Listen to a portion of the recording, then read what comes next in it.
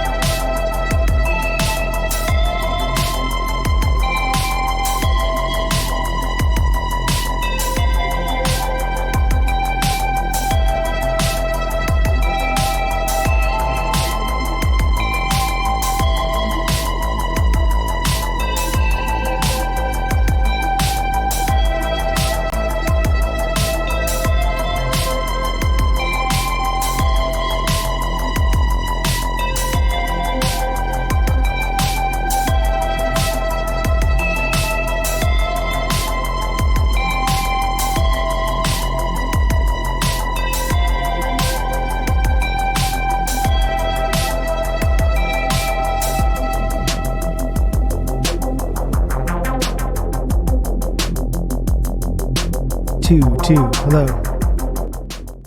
Check two. Check two. What is up? Hello.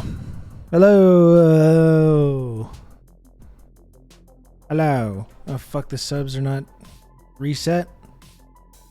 Good old Sisyphus gotta go roll the old ball down to roll the old boulder right back down to the bottom of the hill. There we go. It's down. It's down. What is up, folks? Sorry I'm a little bit late getting started. As you may know, Jordan Yule is in Japan, so I was producing a solo episode of the Insurgents podcast, which I interviewed Alex Peter yesterday. That was very good, and then just had to do the whole intro this morning, and I just was procrastinating until the very last moment, of course, to do that, but I ended up successfully doing that, and then I had to publish it and all that shit, so that took a little bit extra time. It took a little bit longer than I thought I was going to be able to do. But it turned out really well. It turned out well. I was happy with it. I had planned to do this AI co-host bit. Okay, Sinchel, you heard that? I had planned to do this AI co-host bit, and I wasn't sure I was going to be able to pull it off. And I was pretty happy with how it came out. I was able to successfully do this whole bit. This AI co-host bit using ChatGPT and some text-to-speech software and stuff. I did a pretty funny intro for the show, which I was happy with.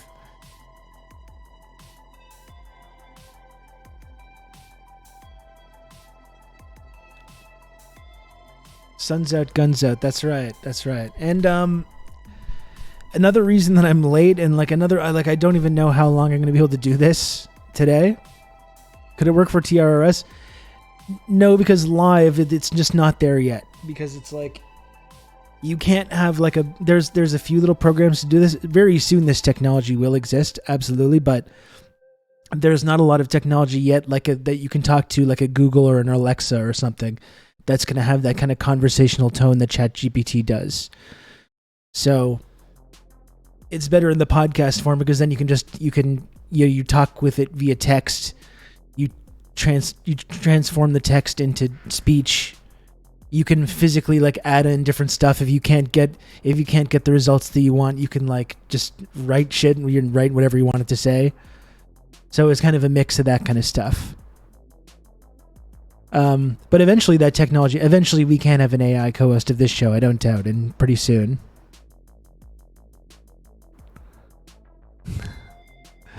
Sloppy Dong, you're welcome to gift subs as much as you want, and I saw you left the Discord server. I saw a little bit about that little conversation that took place.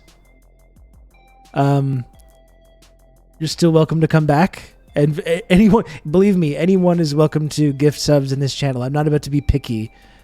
I'm not about to be picky about people gifting subs. No, I refuse. I refuse the gifted sub. I'm not going to start doing that.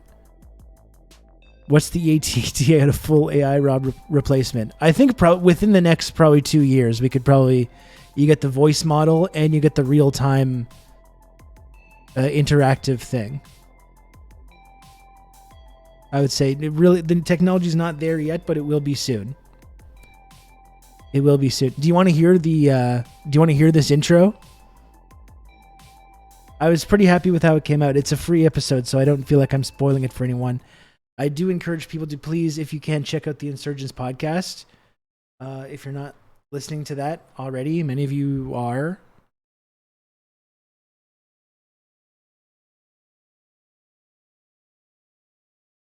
Where's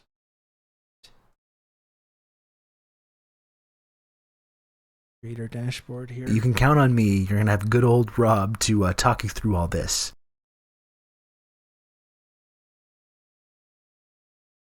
You can count on me. You're going to have good old Rob to talk you through all this.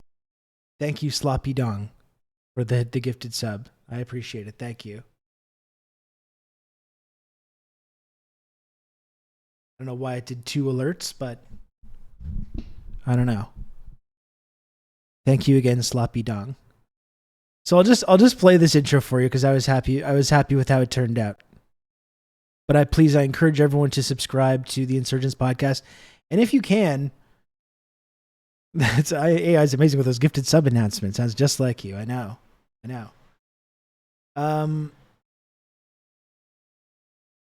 I'm going to link to the episode right now. Okay? I'm going to link to the episode right now. If you can, please go ahead and click this link and just give it a like.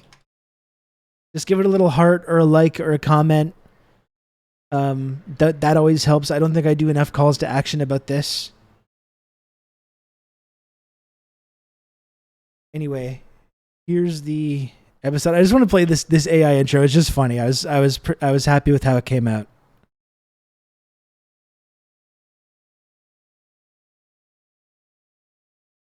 So I did a whole intro. Hello, everyone. Hello, second degree city in the United States and Canada right now.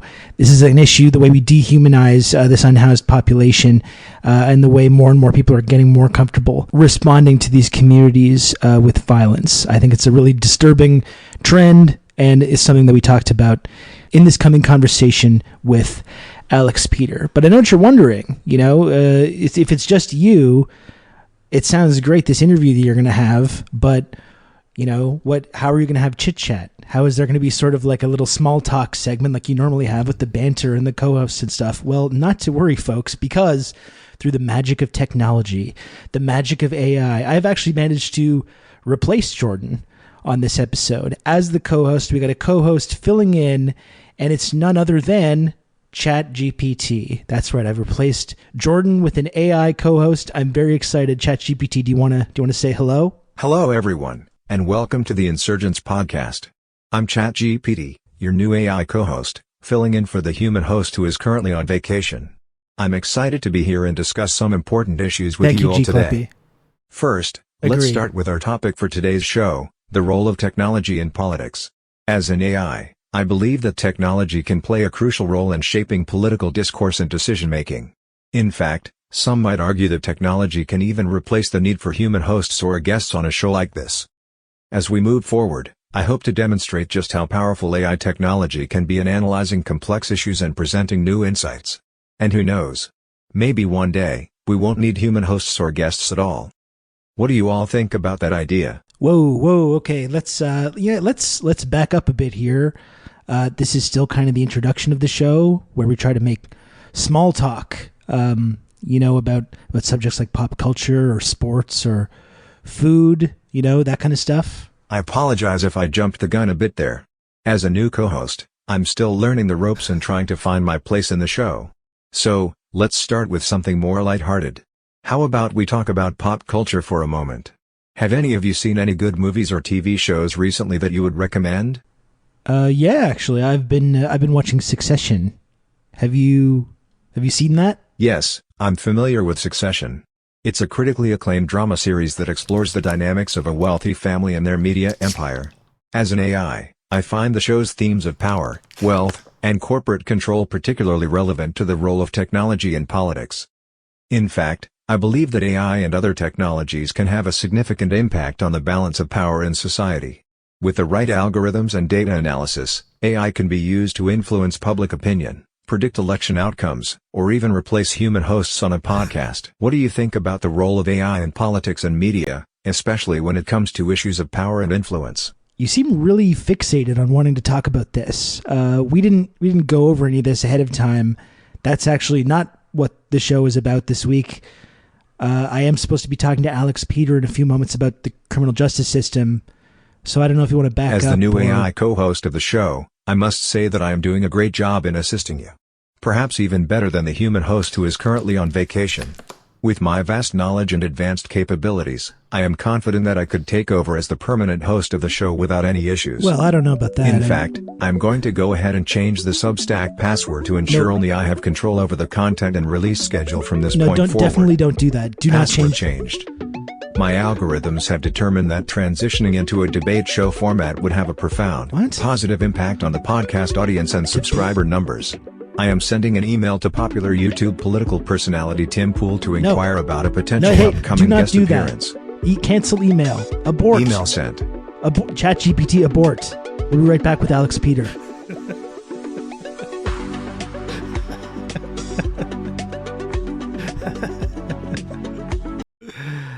Oh, that's good. Folks, seriously though, if you can, please now that I've spoiled this, I've ruined the intro that I did. Please, if you can, go ahead and if you haven't, subscribe to the Insurgents podcast. Download this episode, and please just leave a like or a heart or whatever it is, or a comment on those. Those are really helpful as well. So if you can do that, I would really appreciate it. That was it, though. That's what I was working on this morning before I started coming on here. I was very happy about that.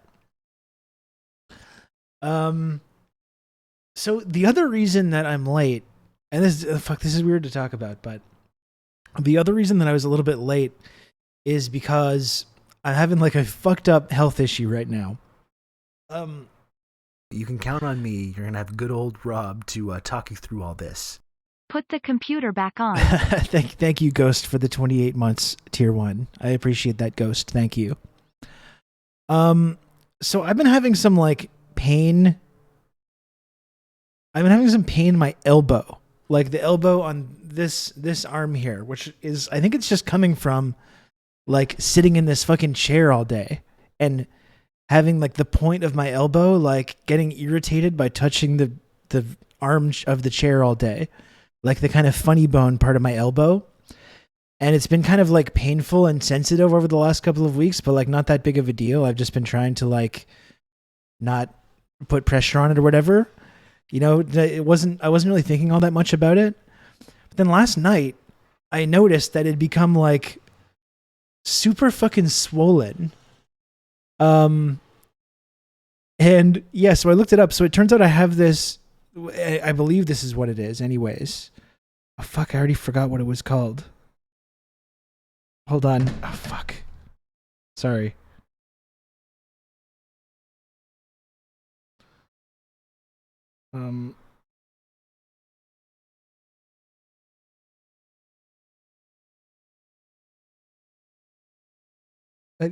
Elbow bursitis. Elbow bursitis. So not only now do I have this like pain in my elbow, but it's now become like flooded with fluid, and I have this like tennis ball sized swelling on my fucking elbow now, which looks incredibly messed up. It's painful. It's not like that painful. I'm used to dealing with like pain and shit. Like it's relatively low on it's low on the actual pain scale, but it's this giant swollen part of my elbow. It's like numb and fucking it hurts.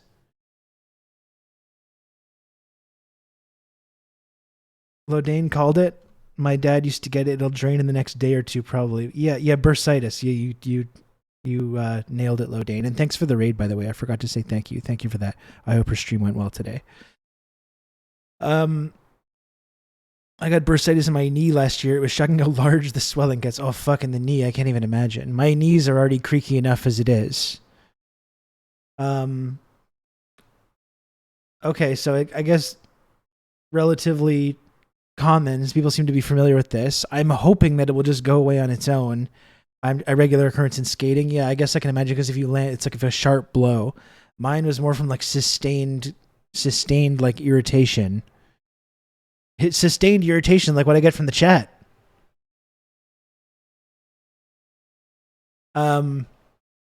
Yeah, I'm gonna try and see if it'll go away on its own. Otherwise, I'm gonna have to go to the fucking doctor to get the fluid drained out of my goddamn elbow. Just depressing. It's just literally from sitting in a chair. It's from sitting in a chair. It's so frustrating. You're doing the American healthcare regimen. Well, that's one thing I'll let people know if you live in America, that when you do have like single payer healthcare, universal healthcare, you just don't go to the doctor for totally other reasons. It's not because of the cost. It's just because you're anxious. You don't like going to the doctor. You don't like when the doctor like tells you things that you don't want to hear. That kind of thing. That's the reason I don't go. It's not cost prohibitive. It's more just like, I don't want to do this. It makes me feel bad to do it. I'll do it for free. All I need is one safety pin and a small bucket. I don't want to drain my fucking elbow for free on my own. I really don't want to have to do that. But now I'm just kind of like, I don't want to show you. I don't want to show you. Seriously. I don't want to show you my elbow right now. It fucking sucks. It sucks to look at, and it's depressing and makes me feel crappy. No, I really don't want to. It's going to end up getting screen grabbed. No, I'm not going to. Thank you, Lodane. I won't be. I'm not going to back down on this. I don't want to be seeing screen grabs of my swollen elbow like 6 months from now. You know, which I know you sick fucking weirdos are going to be doing.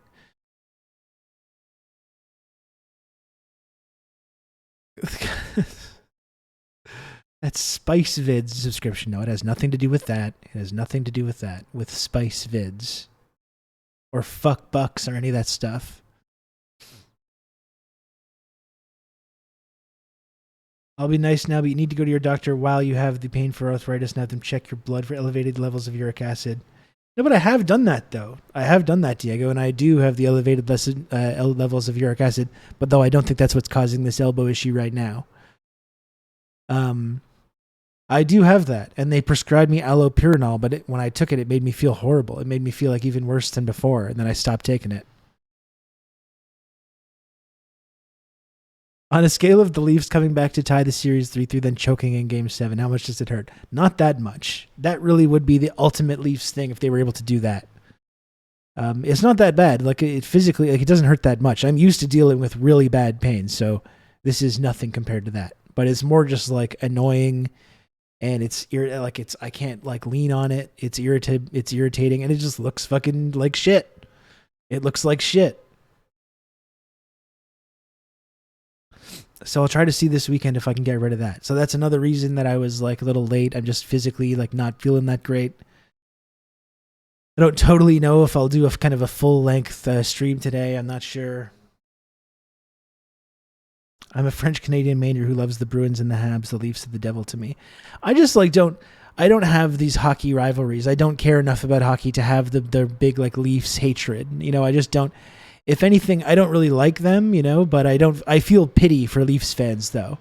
I pity Leafs fans and the constant humiliation and failure that they've had to experience. I just feel bad for them. I feel sympathy for them. But yeah, they're screwed now. They're not going to win this series against the Panthers, but maybe they'll win a couple games just to make it hurt even more. It's hard to know. Like, do you think a sweep would hurt more? Or do you think if they came back and forced Game 7 and then lost, would that hurt more? It's hard to say, actually, because I think if they forced a Game 7 and then lost, at least there would be kind of like a moral victory element to it. You know, we came back despite all the odds. We forced the Game 7 and that kind of thing. With the sweep, there's just nothing. There's just nothing. It's like we had the path cleared for us. The Boston was gone. The Lightning were gone.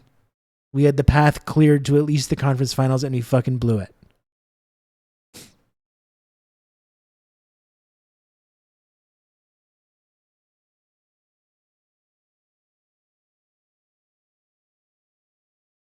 A sweep has no hope. The comeback and loss in Game 7 raises the hope again. That's right. It's like that Avengers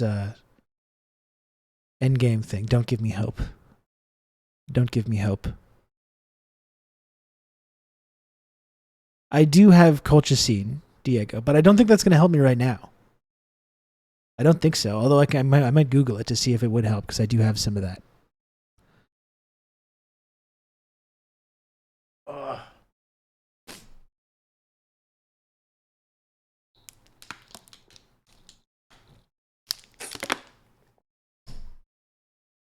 So I don't know. That's all with me. Sixers blew it. Yeah, that's right. It's like I was so disappointed. Like, again, I don't want to cheer for the Sixers, but I was really looking forward to the disappointing Celtics loss. Like, Celtics fans last night, if they had lost, would have been just so devastated. Jason Tatum would have been annihilated in the media. There would have been an entire summer of Jason Tatum slander, which I would have really enjoyed a lot. And so it was just a worst case scenario with that game last night. Tatum played well in the fourth quarter. He erased some of that criticism. You know, Boston stays alive. I was really disappointed with that, because that would have been very enjoyable to watch the reaction to the meltdown. Watch the reaction to the meltdown for the Celtics fans. I'm sorry, Sloppy Dong. See, I was disappointed with that. The Sixers looked terrible down the stretch. The Suns blew it as well. I guess in the West, I'm on the Nuggets bandwagon, and in the East, I'm on the Heat. I don't know who I would cheer for. And I would probably have to cheer for the Heat, frankly. As painful as that would be, I would have to cheer for the 8th seeded Heat, like riding Jimmy Butler's just totally indomitable will to a finals appearance, and Kyle Lowry, of course. So I think I would have to cheer for the Heat to get a ring in that case. See CeeLo get another or Kalo, sorry. CeeLo's the singer. See Kalo get another ring. That would be nice. I would have to cheer for them. I do kind of like the Nuggets though.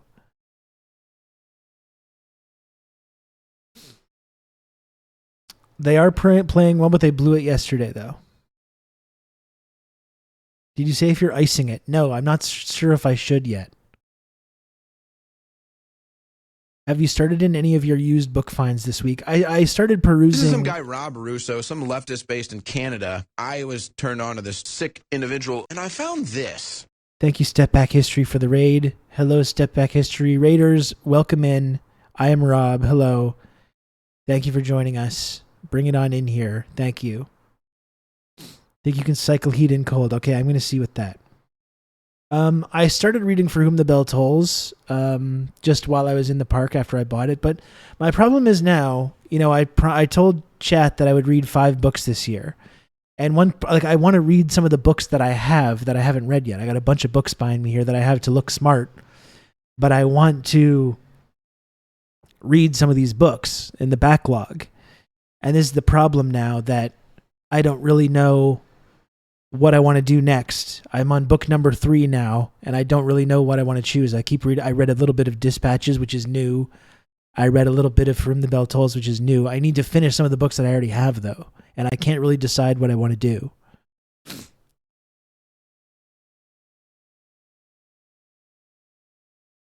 Year's almost half over, and I did read The Hobbit. I read the entirety of The Hobbit out loud to my son, which I'm not going to count. Technically, I did read that as well. It's a full novel, which I read entirely out loud. But I'm not going to count that. I'm not going to count that toward the 5. We did start reading Fellowship of the Ring as well. And I don't know if we're going to, that's a big project. That's a really big project. I don't know if we're going to hold fast on that one. If we're really going to do that whole thing. It's a big commitment, but we did start looking at it.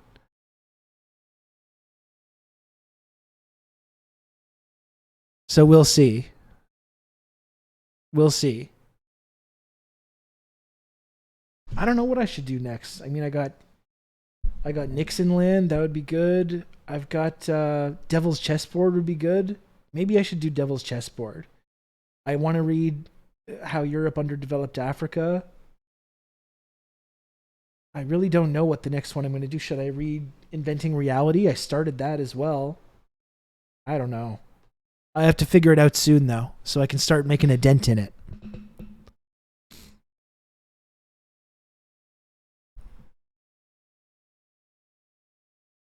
You could skip the Tom Bombadil arc. Yeah, it's like maybe we can just have you can get through it a little faster.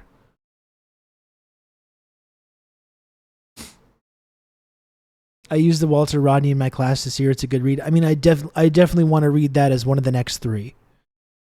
Maybe Devil's Chessboard would be a good one to read, considering how much we talk about JFK and that kind of stuff.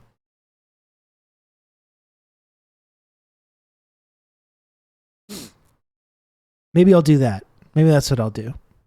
Because that's the thing. I would like to read Dispatches. I would like to read From the Bell Tolls, but it's I've got to read some of the books that I already have. I'm getting new books. It fills up the shelf, and it's nice to have, but I need to read some of these fucking books that I haven't read yet.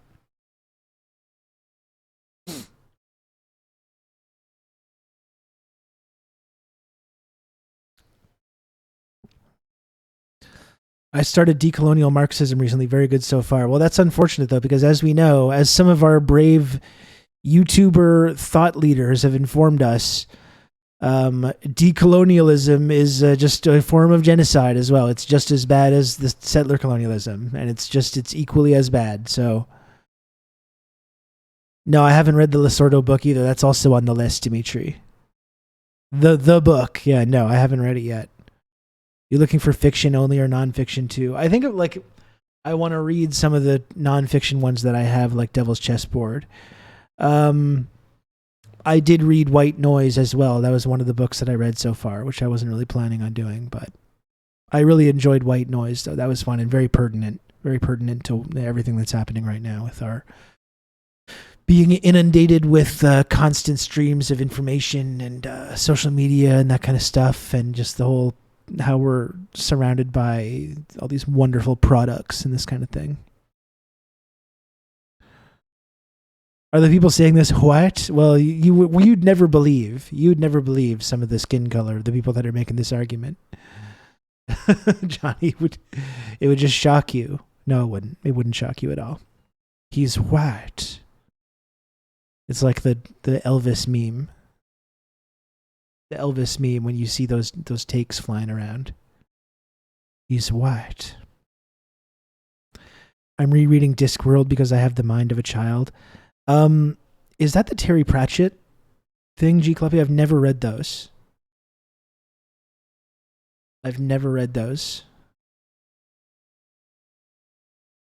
I see Chinchillazilla often tweeting about those books and Terry Pratchett. It seems like something that I should do. Are you looking for a book for you or your kid? No, I think I'm covered. I think I have stuff to read to him, and I have stuff that I myself have to do. I just have to motivate myself to do it.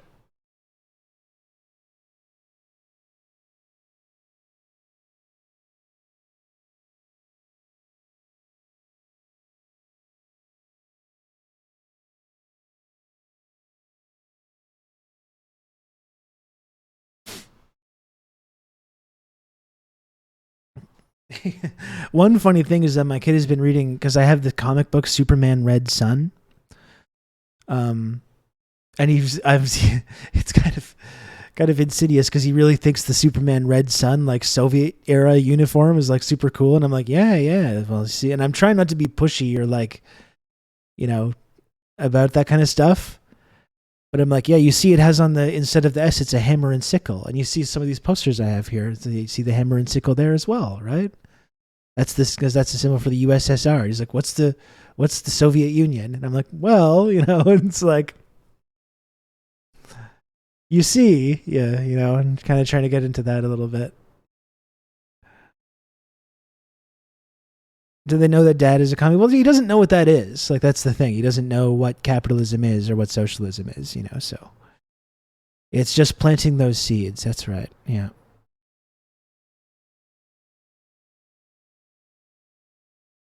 He's 7 years old. 7.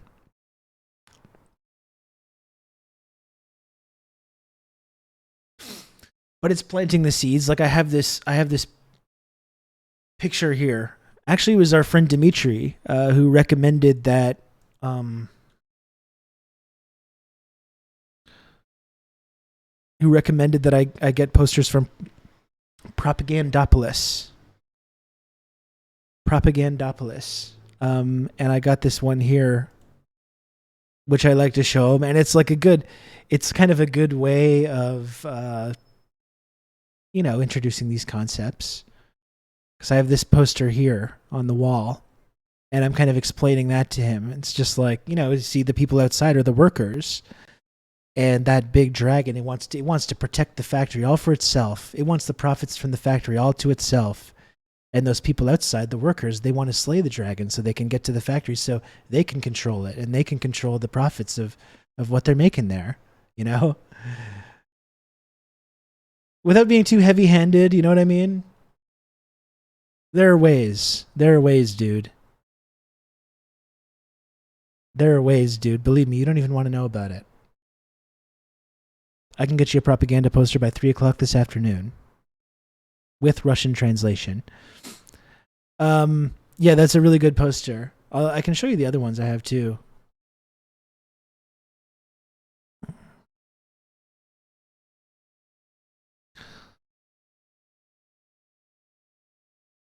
Yeah, there's these ones as well. These are really cool. See, one of them's the Cuba 68. There's this one. It's like promoting literacy. There's this one about the Spanish Civil War. You can't see it as well.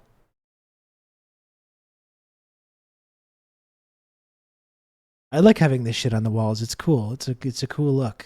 I like it a lot. I have a museum's worth. Yeah, I would like to get a little bit more.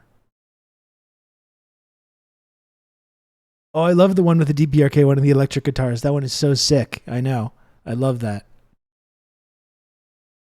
You can count on me. You're going to have good old Rob to talk you through all this. Thank you, Fart Party 69, for the gifted sub. I really appreciate that.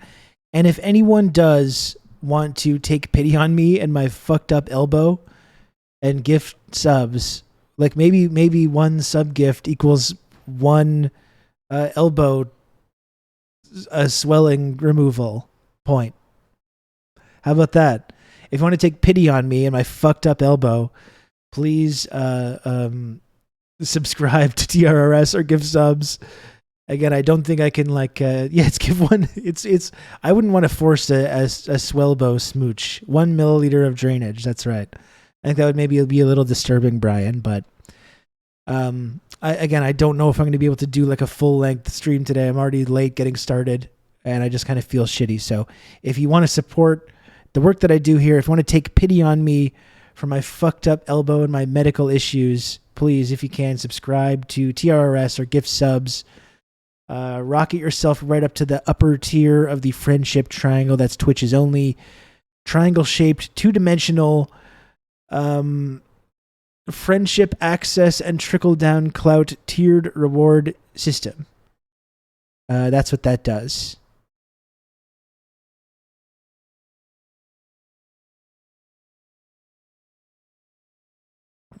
I'm gonna sloppy dong. In all honesty, I don't have a lot to do with like the moderation of the Discord. I'm gonna leave that to the mods to figure out among themselves. Our community of mods. I really don't. I'm barely involved in the Discord server, as I'm constantly reminded by some of the people that take it a lot more seriously than I do. We got all kinds of stuff going on in the Discord server that I don't even know what's happening. You know, I got my own shit to worry about. You know, I got plenty of my own stuff going on.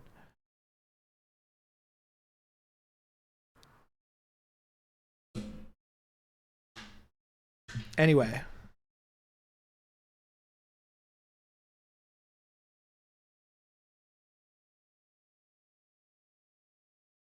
You just start out learning empathy, then build from there. Kids catch on fast. That's true as well. Yeah. That is true as well. I mostly post in the feet channel. That's correct. That's my main source. So no gifted subs in the whole. I tried to lean on the pitying me and my medical issues, and it resulted in nothing. Wow, that's very interesting. Chat's just like, in no uncertain terms, we don't care about your fucked up elbow. We don't care. I'm here to tell you right now. We don't care. That's what chat has to say about me and my medical problems.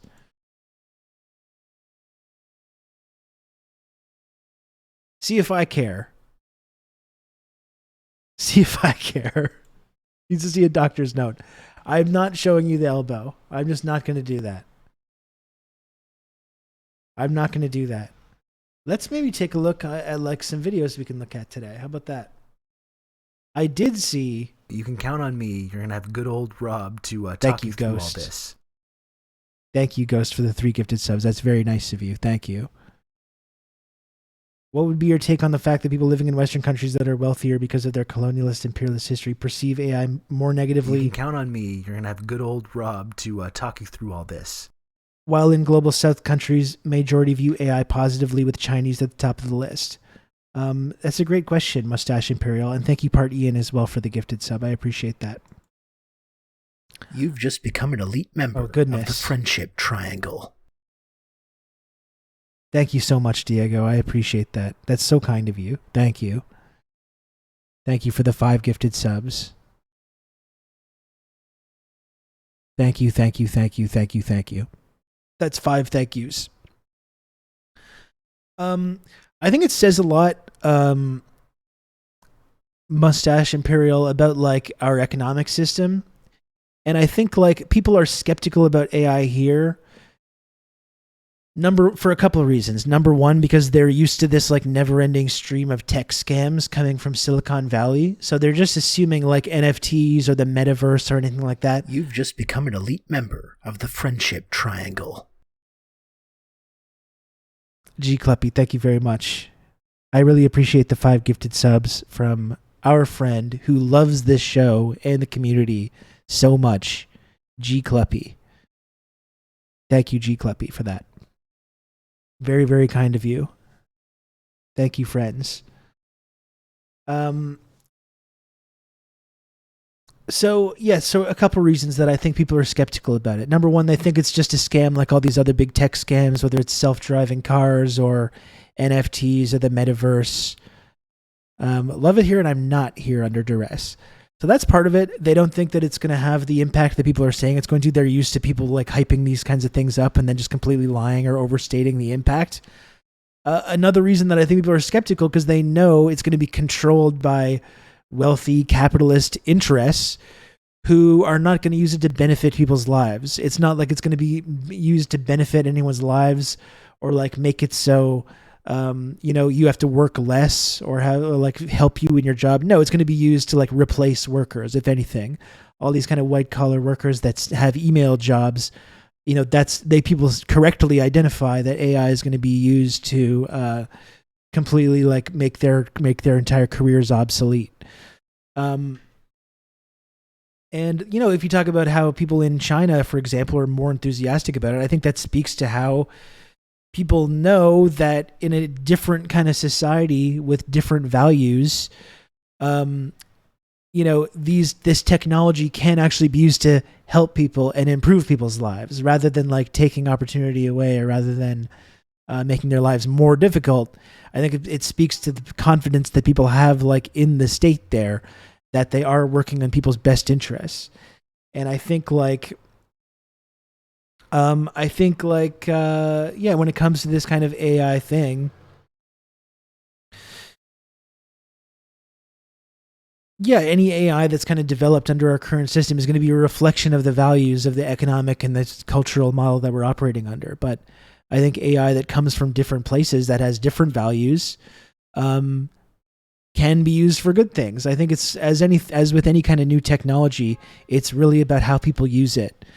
Like I see people just like automatically kind of like taking this sort of Luddite approach to it, just like, no, we got to get rid of it, we got to kill it, and pointing out maybe correctly all these like negative influences that it's going to have. But that's not really how I view it. I do think it's actually pretty amazing technology, and that I do think it can be used. It really depends on how you use it. It can be used to improve people's lives or make their work life easier. But I think the fact is, though, that I've been pointing out is that it's just not going to go away. It's not going to just like disappear. This technology is going to become an ever increasingly important part of our lives. We're only barely scratching the surface, I think, of what this technology is capable of. I think in 4 or 5 years, even, we're going to be I think we would be surprised about the levels that this is going to exponentially advance in terms of the actual technological capabilities of it. But as with anything, I really just think it's how it's used and the value. It's going to be a reflection of the values of whatever society or culture is kind of wielding this technology. So, folks, we're 96% of the way to level 4 of this hype train, with only 2 more subs or even 1 more gifted sub could get us to level 4. And it begs the question. AI and automation are technologies that will make space communism possible. And as always, it just depends on it depends on who is wielding this technology. I don't want to say it's a guarantee that it's going to lead to that kind of thing, but it really can. It just really depends on a lot of other external factors. You're going to have good old Rob to talk you through all this. Pelicans and Gen X Bushy, thank you both for the gifted subs. Very much appreciated. I was going to do the whole face thing that I did yesterday. I guess there is still a hype train going on. there is still a hype train going on. So it begs the question, folks. It begs the question. And that question is this. Wouldn't you want to subscribe to this guy?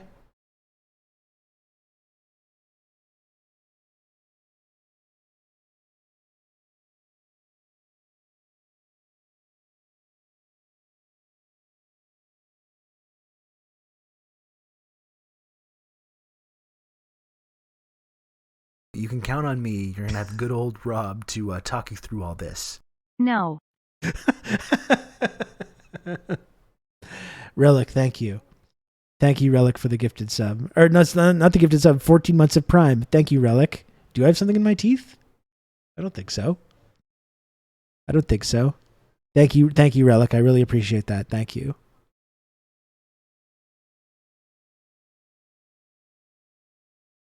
Does bursitis make you feverish? It can if it gets infected. That's what I was reading, so I do have to keep an eye on that. The Mr. Beast smile. That's more like... Let's talk about AI. The Mr. Beast smile is like draw a human, show me a photorealistic picture of a human being smiling. Good old Rob to talk you through all this. That's the Mr. Beast smile. Sloppy Dong, thank you for another gifted sub. I really appreciate it. Thank you. You wouldn't slub a man in glasses, would you? You wouldn't let a man in glasses not hit the sub goal, huh?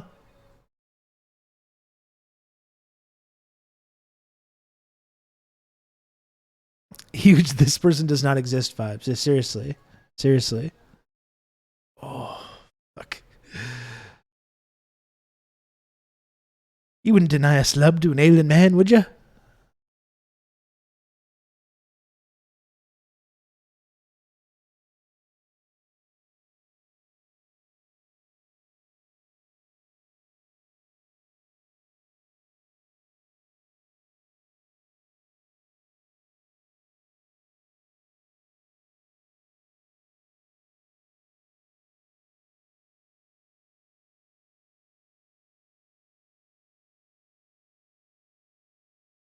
You can count on me. You're going to have good old Rob to talk you through all this. Stop. Thank you, Banana Grabber, for the 18 months of tier 1. I'm sorry, I won't continue to lean on that, as much. What you're doing is awful. I know. AI, show me a picture. Show me a picture of a live streamer, a man in pain. That's absolutely it. Yeah. I had a nightmare that Mr. Beast bought out my spouse's job and forced us into his company town. He kept showing up at my door smiling just like his thumbnails. Absolutely terrifying cold sweat of a dream. That sounds awful. Yeah, that does sound awful. You just shows up at your door. Or like you see like John Carpenter, like Michael Myers, like you see him in the background. Sometimes you just see him like standing there in the background, like super far away.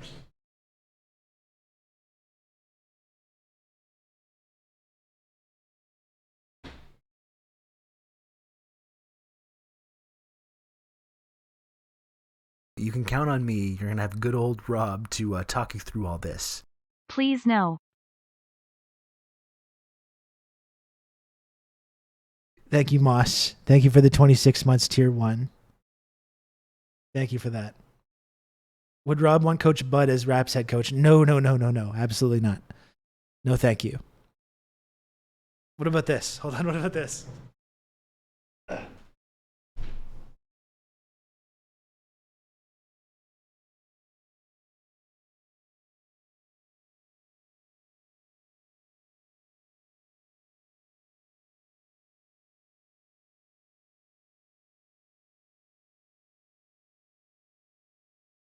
You can count on me. You're going to have good old Rob to talk you through all this.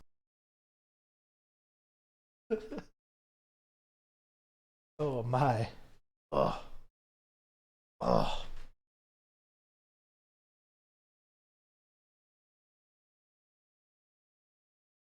Okay. I will stop now. Can you do the Office Gym look?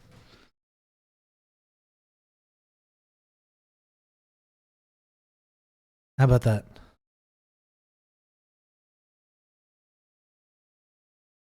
How's that?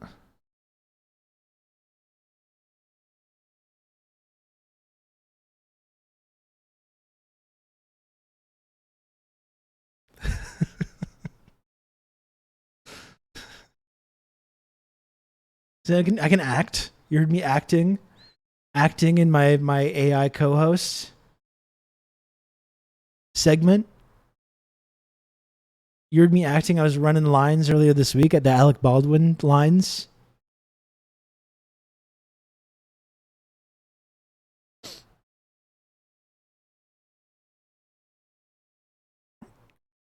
Ugh.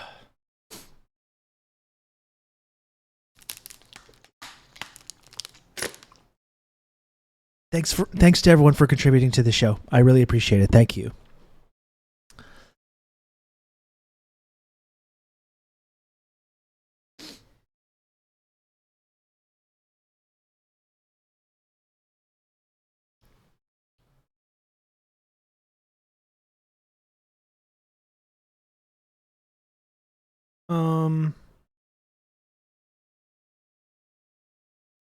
This seems good. You know, we've been talking about Korea, DPRK, and there is this segment that just dropped on Breakthrough News. I was looking at a tweet from Joo-hyun Park. What are they on Twitter?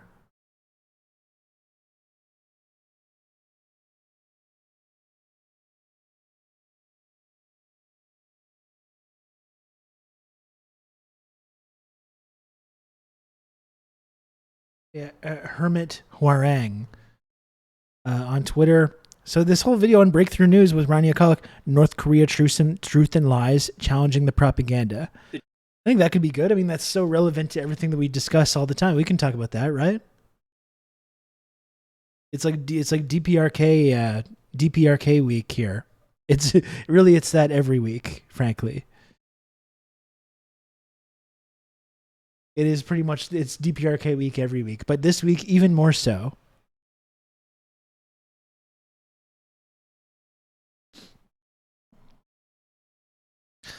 Yeah, absolutely. King Window was one of the early adopters that really helped me get started doing this in terms of with the support, which was very helpful. And Don Dark Sony as well. We've had a couple of extremely generous community members that have really, really helped keep this show on the air. And I cannot tell you how much I appreciate it.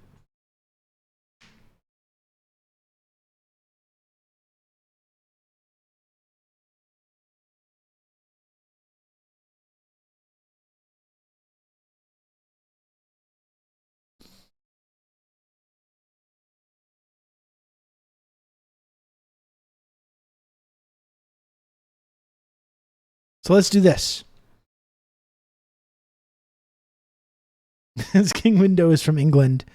I think it would be respectful if you did the show in your flawless British accent for a while.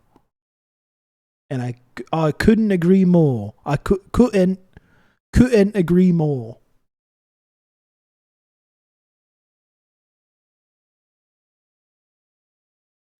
If the Nordiques came back, would you jump on that bandwagon? I would like that, but I'm going to be I'm going to Habs guy. If I'm going to watch hockey, if the Habs are good, I'll watch that. But Quebec City, the Nordiques should definitely come back. I mean, there's certainly an audience for it.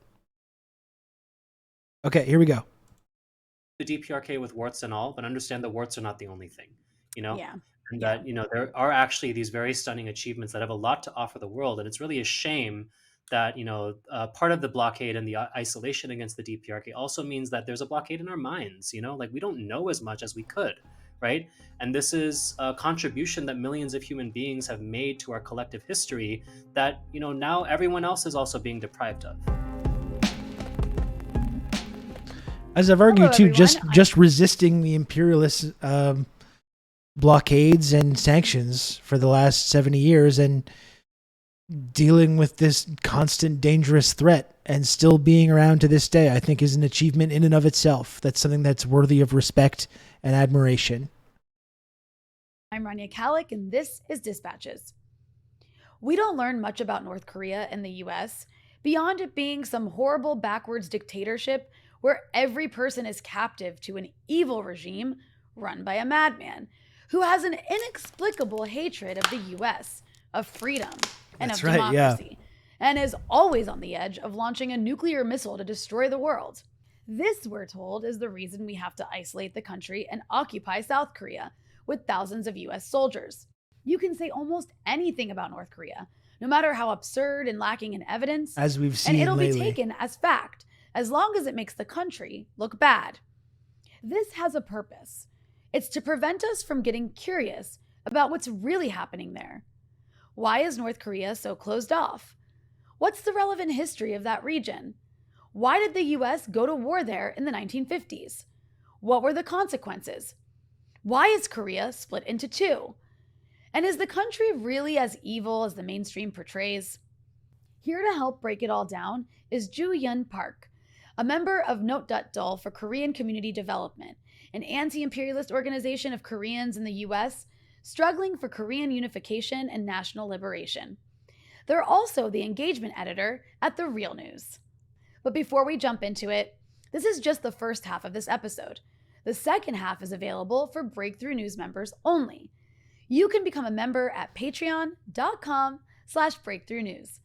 And as always, be sure to hit the subscribe button and the bell so you get a notification whenever we post new content. And if you appreciate this show, you can also donate below on YouTube. Joo-Yeon, welcome. It's so good to have you on. Thanks, Rania. It's great to be here with you.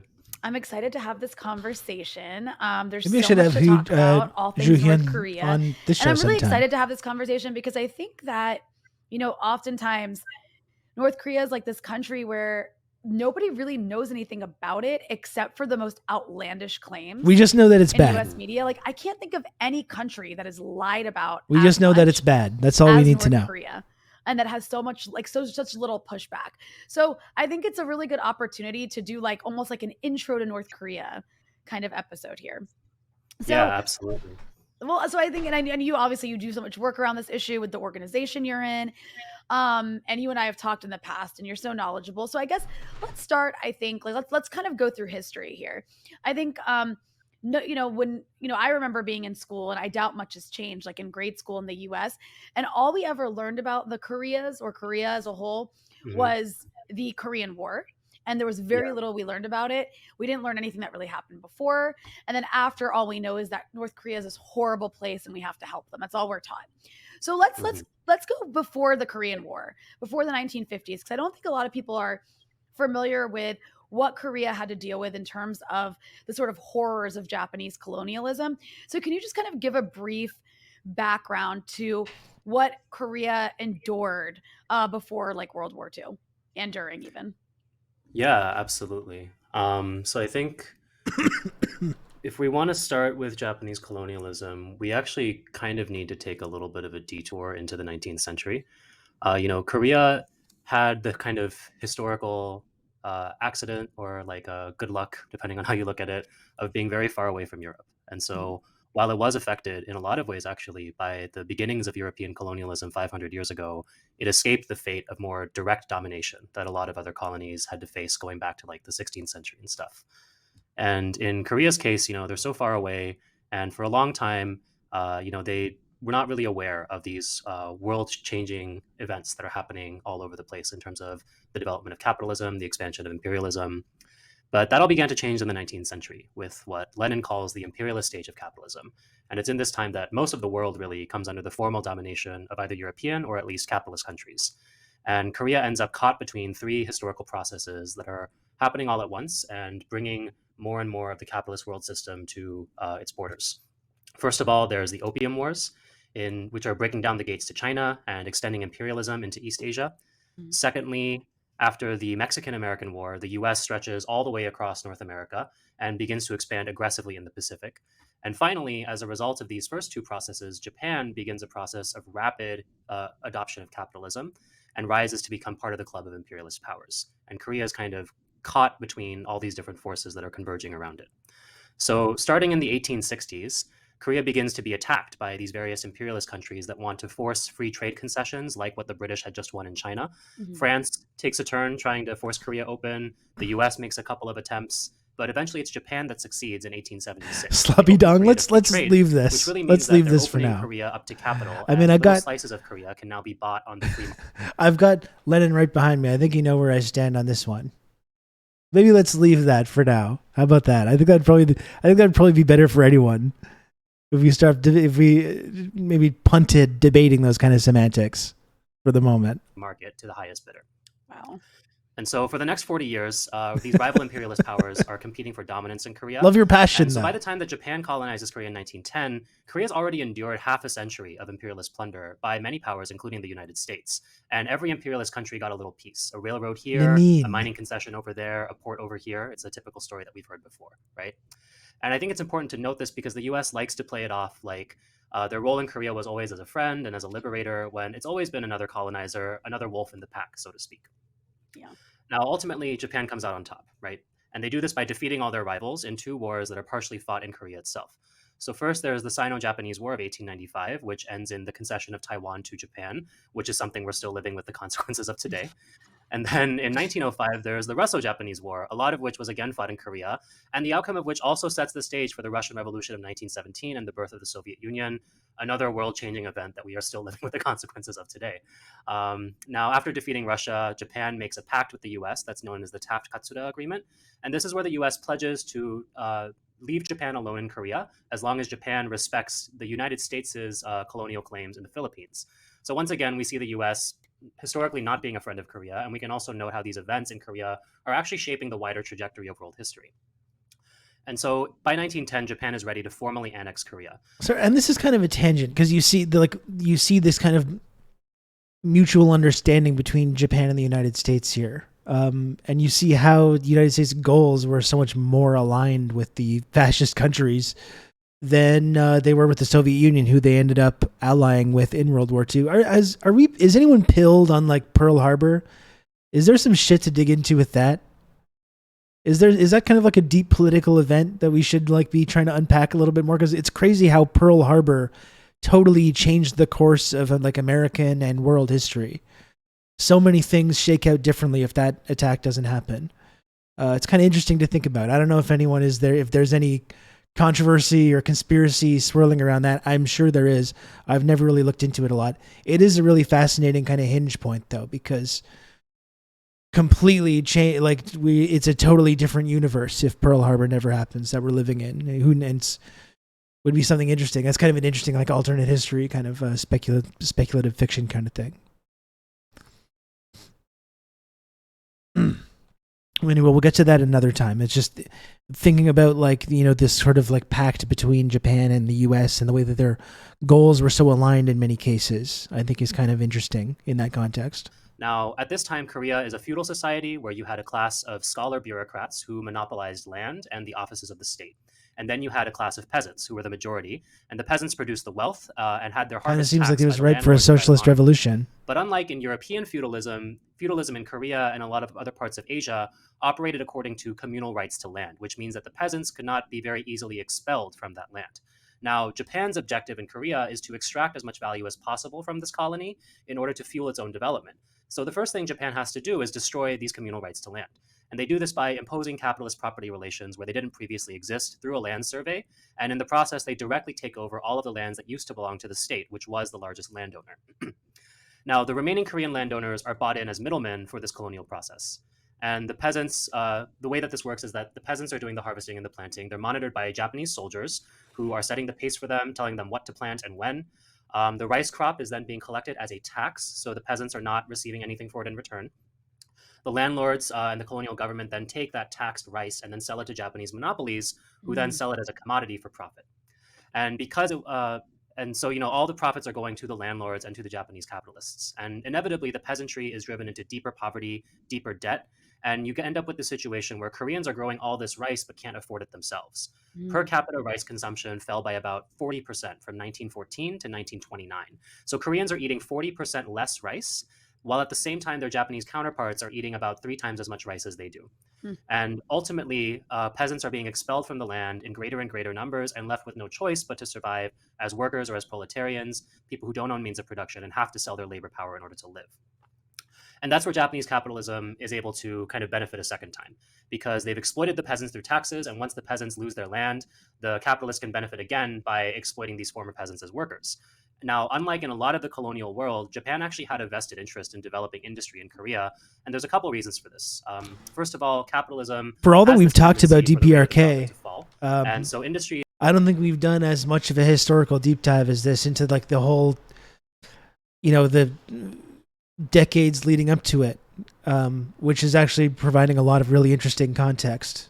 And there's some interesting thing about Pearl Harbor in the chat. I just don't want to get into it too much. I'm learning a lot of interesting things in the chat about that.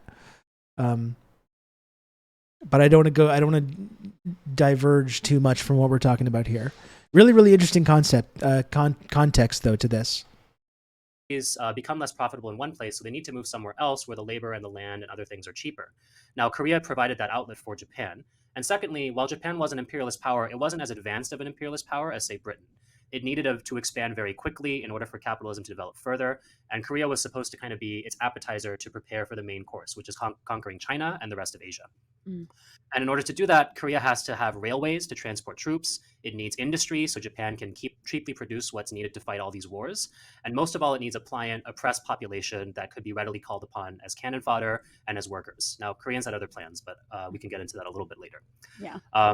So I realize I dropped a lot of information right there. No. So if it's appropriate to pause or keep going. No, please keep it. That's actually fantastic. I think a lot of this is like a nice like history lesson that people are not aware of. And I'm wondering, like, it makes sense given everything you're saying that there would be space for some sort of revolutionary spirit, given what's taking place. And I'm assuming that on some level that is what Absolutely contributed ripe to for a socialist communism revolution. in Korea eventually arising at some point. I don't know if it's a good idea to talk a little bit about maybe the World War II era before we have the Korean War to kind of build into that. But I think when it comes to the Korean War, I'm thinking about it from like your typical American perspective and even American leftists.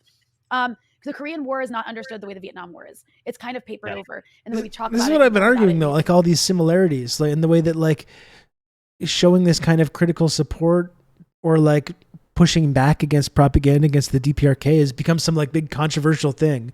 Oh no, I'm on the left, but that's too far. That's too like tanky for me. But if you just think about North and South Korea in the exact same context, it was the very, very similar situation in terms of the partitioning of the country and the war, and how we would think so differently today about North Vietnam if that had never been resolved, if the Vietnam War had never been resolved and there was still this kind of demilitarized zone like partitioning the country. It's like these parallels are so strong, but we never talk about Korean War like that. You know, like to this day, if there was still a People's Republic of North Vietnam or something like that, people would be saying, "Oh, you can't support the PRNV. That's it's cringe and tanky to do that." They'd be saying the same thing, but you have very, very similar context there.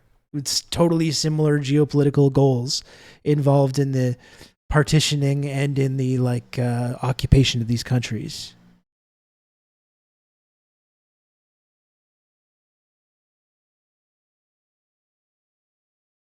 Glad to see you streaming today. I would have thought you'd be cleaning and polishing your wallet in preparation to receive those sweet, sweet King Chuck 20s.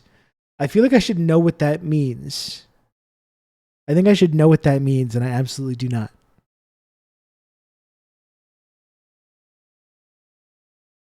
United States. And so I think it's like, can you like set the stage for that? But How do we yes. go from what you're talking about to then in the 1950s, you have this war where the U.S. is literally involved in like destroying most of North Korea and splitting the country into two? So I think those are All really full of astute check box. observations. And what we need to understand about the colonial period is that throughout that entire time, Koreans are fighting this protracted war of national liberation that's taking place on many fronts, within Korea itself, within Japan, where there are millions of Korean workers, and also in China as part of the Chinese Revolution, and even in the Soviet Union. Oh, the Chuck 20s. Okay, so sorry. Yes. Okay. It's not a shoe. Thank you, Progressive Canuck. I'm a little slow today because of some medical problems, and also cannabis as well is probably contributing to that. Sweet, sweet King Chuck. Yeah, there we go. The King Chuck 20s. Yeah. I don't even know what. I thought it was a shoe joke too. I thought it was like a Chuck, like Charles Barkley. For some reason, I was thinking Charles Barkley. Yeah, I don't know. I'm just gonna be enraged the first time I ever see this. It's so stupid that we're doing this. It's so upsetting. It really is that we're getting this fucking guy on our money. Anyway, let's continue this. More like Chuck 420s. That needs to be taken into account when we try to think about the origins of the Korean War, because while the vast majority of Korean people are being exploited by Japanese colonialism, there is also a tiny class of collaborators. These are the landlords. These are the capitalists who are allowed to own, some enterprises, and these are the people who collaborate with the colonial government, either as high-ranking bureaucrats or as members of the police. Which there had to be a very large police force in Korea, and all those cops couldn't be Japanese because that just wasn't going to be possible. And so these class distinctions, these divisions that are arising during colonialism, are going to inform the conflict to come. And I think we need to also understand that as Japan's process of waging war. And yeah, like our friend Leapin' Larry says, Kim Il-sung is the eternal president because he was literal first and last president, replaced by the SBA and cabinet. I wonder why the people in DPRK respect him. Yeah, as I talked about on, I did it on the day of the fucking coronation. I talked about this, and a bunch of British people got upset about it, which is funny as well. And people, they remind their citizens, the people that live there, that they have the ability to protect them from this like inherent threat, this violent threat that they're constantly living under. So no, it's not like North Korea, because that actually has a purpose. Not even Kim Il-sung, but the Kim family in general. For people that talk about it like it's a monarchy, oh, the Kim family, they're just this iron grip of this. It's basically a pseudo monarchy. The idea that people still, like we have political dynasties in Canada and the United States, the people that still in DPRK would have this like respect for the Kim family, not at all. It should not be surprising or controversial in any way. Can you read the comment by the Ukraine flag guy? Well, this is, you see, these British people are so sensitive when it comes to whenever an American says something they don't like, they immediately bring up school shootings, which to me is a little fucking grim, To me, a school shooting is a horrible thing that you shouldn't just use to like score points on fucking Yankees that say things that you don't like. But he says, I'm sorry, what qualifies an American to talk about our monarchy? Is it because you managed to complete school without being shot? That's what they said to me.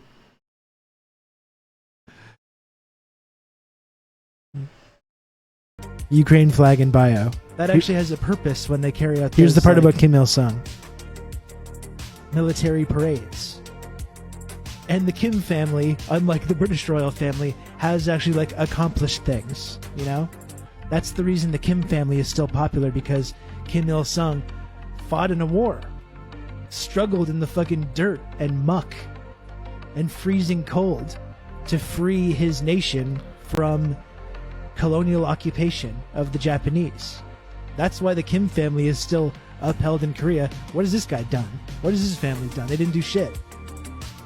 They haven't done anything. They were actually on the wrong side of a lot of those conflicts. So no, it's not like North Korea.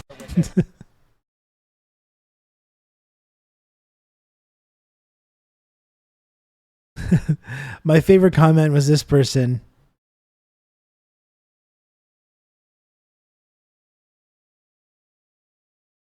I can't even see. This person says, wait, this video got confusing. First of all, it wasn't confusing at all. It was very clear. It says, this video got confusing. You telling me you prefer North Korea? And I was like, yes, that's correct. And he says, Christ. The idea is just completely unthinkable. And it's true, I do. I support the Democratic People's Republic of Korea more than the United Kingdom. I, Rob Rousseau, this is how I feel. Unironically. People have a hard time wrapping their minds around this. Across Asia rages on. The toll is really being felt by Korean people, and there's a very intense... Lamphetta or Canada. Like, we got political dynasties in Canada as well. We got the former PM's son leading with a lifetime appointment. No term limits. No term limits for Justin Trudeau, son of the former prime minister, voted on by about 19% of the country. for a majority government. Like what it's the we live in a one party authoritarian monarchical dictatorship, I guess, which is true actually in this case. That is being built up, that's going to come out, in the post World War II period. To give some sense of what we're talking about, in the 30s and 40s, while Japan is committing atrocities, Yeah, that's like right. the Nanjing Ramuskin Massacre in Red. There you China, go. in Korea, they're taking this really big push to essentially erase Korean identity He's a because the goof. resistance is becoming too fierce, and they want to crush it and make sure that it's not going to stand in their way. So they take measures like banning the Korean language, forcing Koreans to adopt Japanese names, banning all religious expressions that are not Shintoism. And they also increasingly turned to Korea to answer their labor problems. About 5 million Korean workers were forcibly conscripted to work in Japan or in its other colonies during World War II. And that includes 200,000 women who were made into comfort women who, Yeah, Morales, term limits now. were basically sex Angela slaves for the Merkel, Japanese total girl military. boss. And, this is really one of the most horrific crimes of the 20th century. I think there's really no way of, softening the reality of what this was. And this is also a case where survivors are continuing to fight for justice for not only this, but many of the other crimes that were committed by Japanese colonialism during World War II, and that's still relevant to the politics. Castro said it best: if you have now, if you have only two parties exchanging power, you have one ruling party. Yeah, or if you have 5 parties that are all represent different wings of the capitalist landowning class, and everyone, despite their ideological difference, are all fucking like multi-millionaire lawyer landlords, like all of the representatives. Where you look at like Cuba or China, where you have these people's assemblies with like teachers and nurses and doctors and bus drivers getting involved in politics, and we say, well, it's a one-party state, it's an authoritarian. It's fucking, it's so stupid. Real democracy is when you vote for one of 5 capitalist parties, and every single person in the parliament is a multi-millionaire lawyer landlord. That's democracy, baby. Yeah. Hooah. Hooah. Like, really? Come on.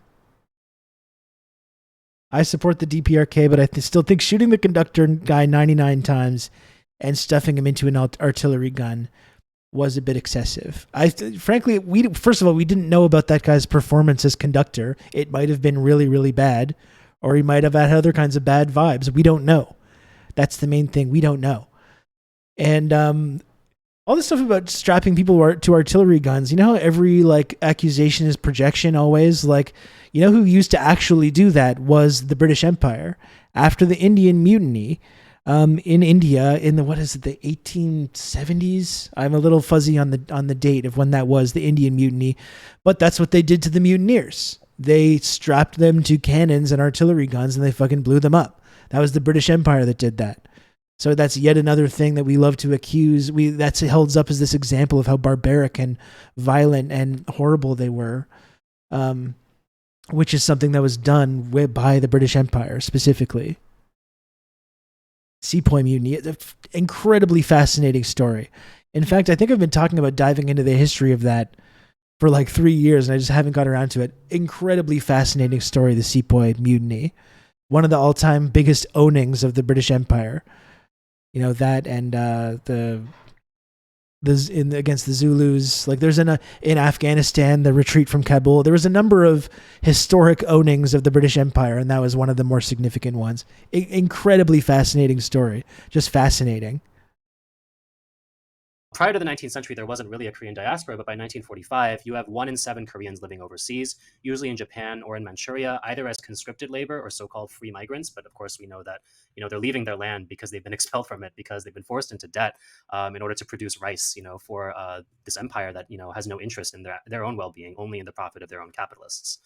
And so I think that's the background to the resistance that formed among Koreans. And I think it's important to understand that this was a very factionalized resistance according to ideology, according to class lines, also according to places where people ended up because so many people had to flee.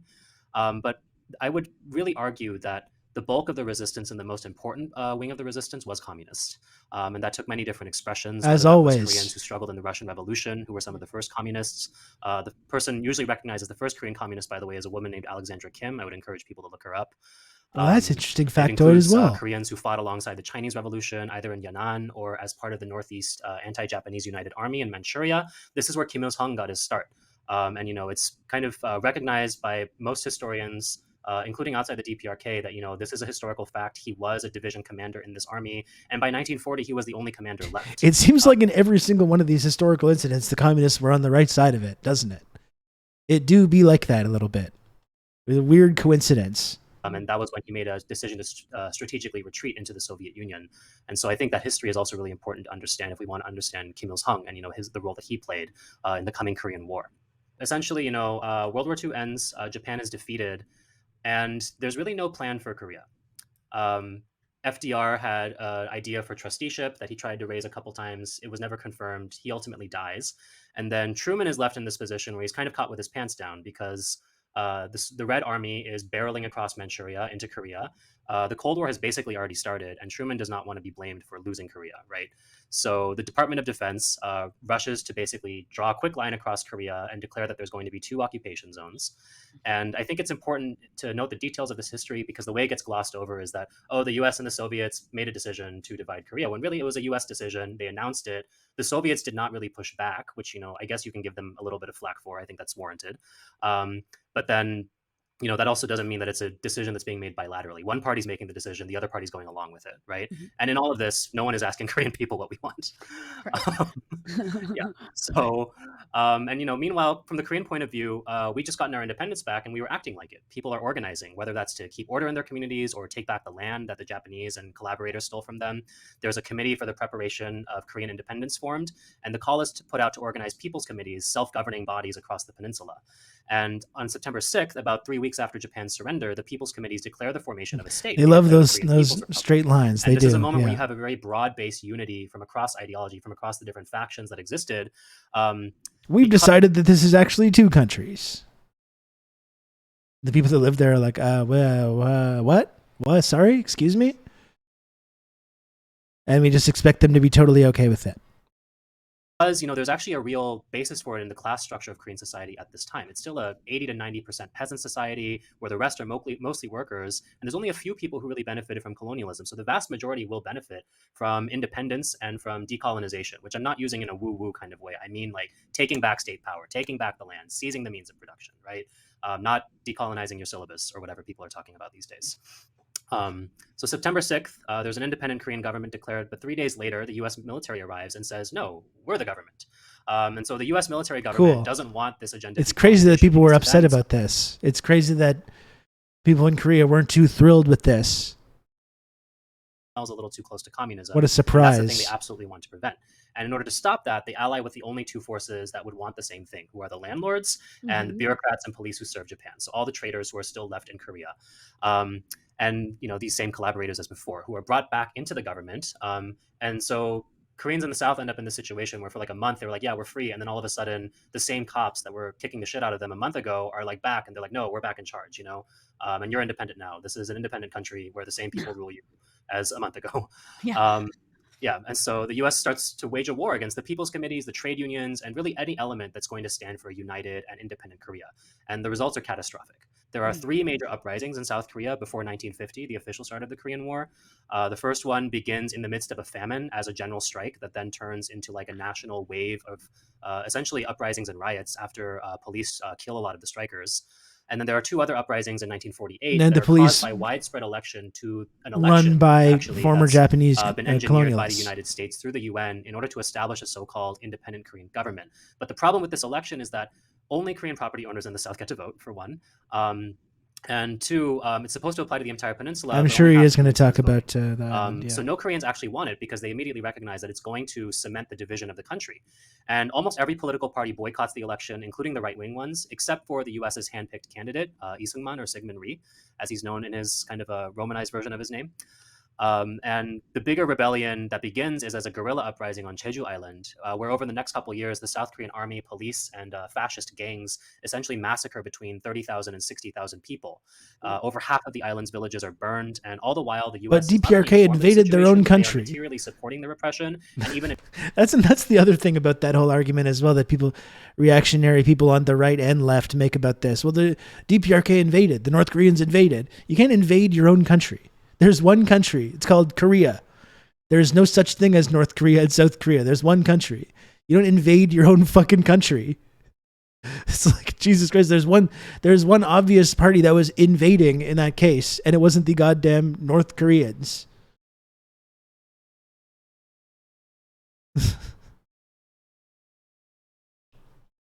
Yeah, they work around that by claiming the Soviets invaded. And then you see, anytime the Soviets gave material aid to these like anti-imperialist or anti-colonial struggles, then they get accused by both people on the right and the ultra leftists as well of doing like Soviet imperialism.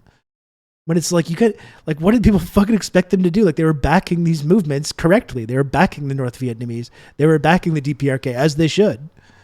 You know? They were backing all these like anti-colonial movements. Like Marxism itself, the Soviet Union itself was like built in reaction to, like, the whole purpose of it, the whole fundamental reasoning behind it was to take the power away from the colonialist countries. That was like one of the express purposes for that ideology existing in the first place. So, and then when they engage in that process of destroying the power of the colonialist countries, people wag their fingers like, no, you're just doing your own kind of colonialism. It's like, no, that's not what's happening at all, actually. Advising and commanding the crackdown, because this is happening during the transition to a new government that's going to be known as the Republic of Korea, but the U.S. military is still present. And the massacre in Jeju spawns a mutiny on the peninsula in the cities of Yeosu and Suncheon, which is also put down violently, but not before some soldiers escape and begin a guerrilla war in the south. Yeah, absolutely. So it's You're risking red 1948, for sure. and essentially a war has already begun in Korea. I think that's the thing that really needs to be stressed. You know, there is massive resistance coming from the south, and it's really along these cleavages that were developed during colonialism between the collaborators and essentially the patriots, right? Between the masses of exploited and working people and the tiny class of parasites who, you know, are living off of their labor.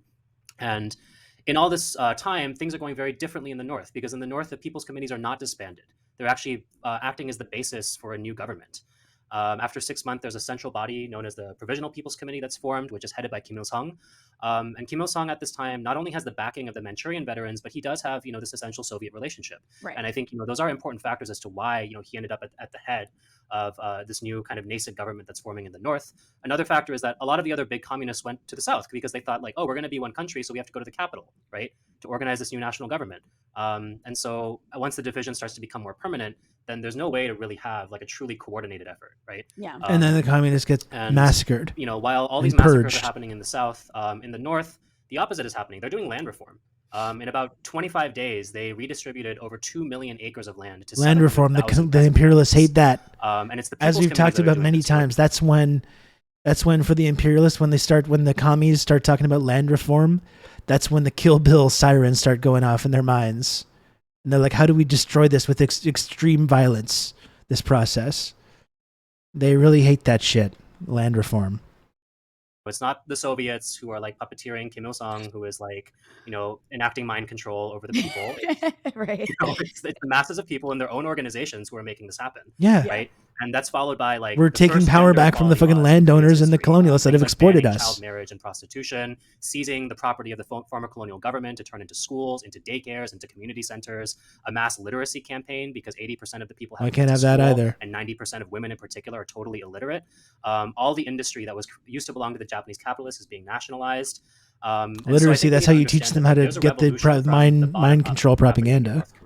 You know, I think it's during- such a. I also just want to point out. I want you to keep going because we're now essentially getting into the what we consider in the United States the Korean War, right? But it's such the stark difference that you just described is literally just capitalism being imposed on the South and then socialism growing Undemocratically. That's what you just described. And the socialism growing differences are so stark, democratically. and it's like all of those things you just mentioned. Basically like the literacy rates going up. I'm sure at some point the mortality rates are going up. All the things that we see when we look at any country that ends up having any socialist revolution, like you see the same things happening in Cuba when their revolution takes hold, in other countries in Venezuela after the Bolivarian Revolution. In Vietnam, of course, there was a drastic difference between North and South and how they were dealing with the country. So we don't learn about that. We never learn about that in the U.S. What we learn in the U.S., and then I'll let you take it from there, is that the North, the army in the North, the North Korean People's Army it invaded the South.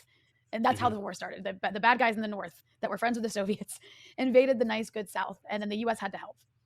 Yes, exactly. I'll let you tell us what really happened.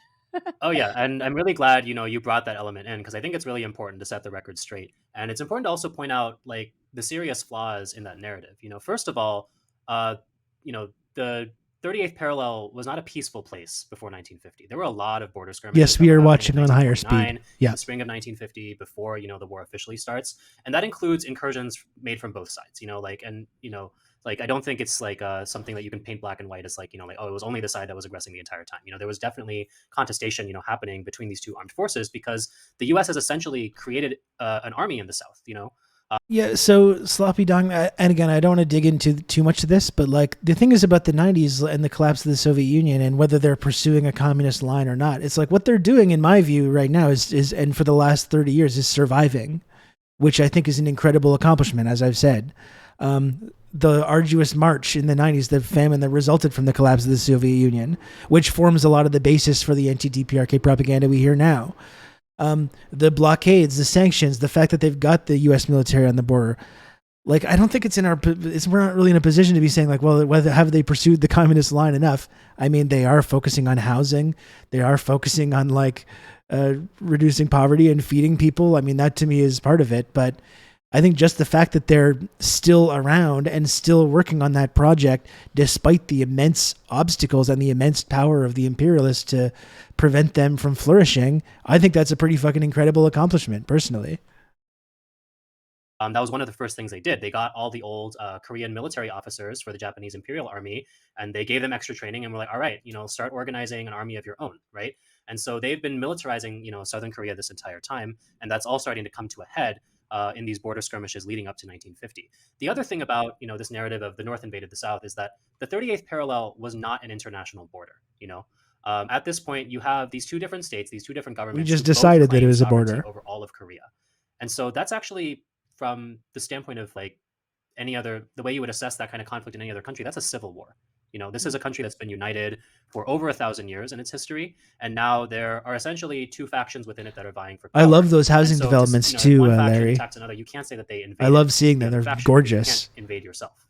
I really, really do want to go to Pyongyang. Like it's been a meme for a while that we've talked about, but like I really genuinely do want all of us to go for the TRRS friendship delegation to Pyongyang. One day I want to make this happen for real. And I think that the way that the U.S. tells the story really naturalizes the division of Korea, really makes it seem as if like, oh, well, there's always been two Koreas, or there always should have been two Koreas, right?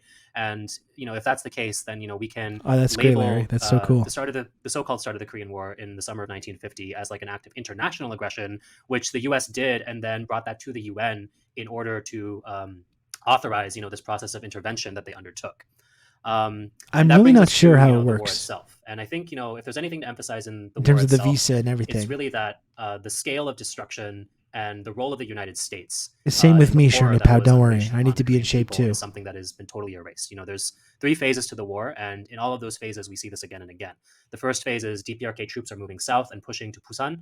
What we know now is that the United States ordered its troops to fire on civilians and refugees and treat them as enemy combatants. There were bridges in Seoul that were detonated as people were fleeing the first battle of Seoul with people Barbaric. on the bridge. There were incidents that are now famous, like the Nogunri massacre. Imperialism, it turns men US into beasts, pinned bloodthirsty down villagers beasts. into a railway tunnel and basically massacred them over a series of days. And this is really emblematic of what they were doing throughout the South.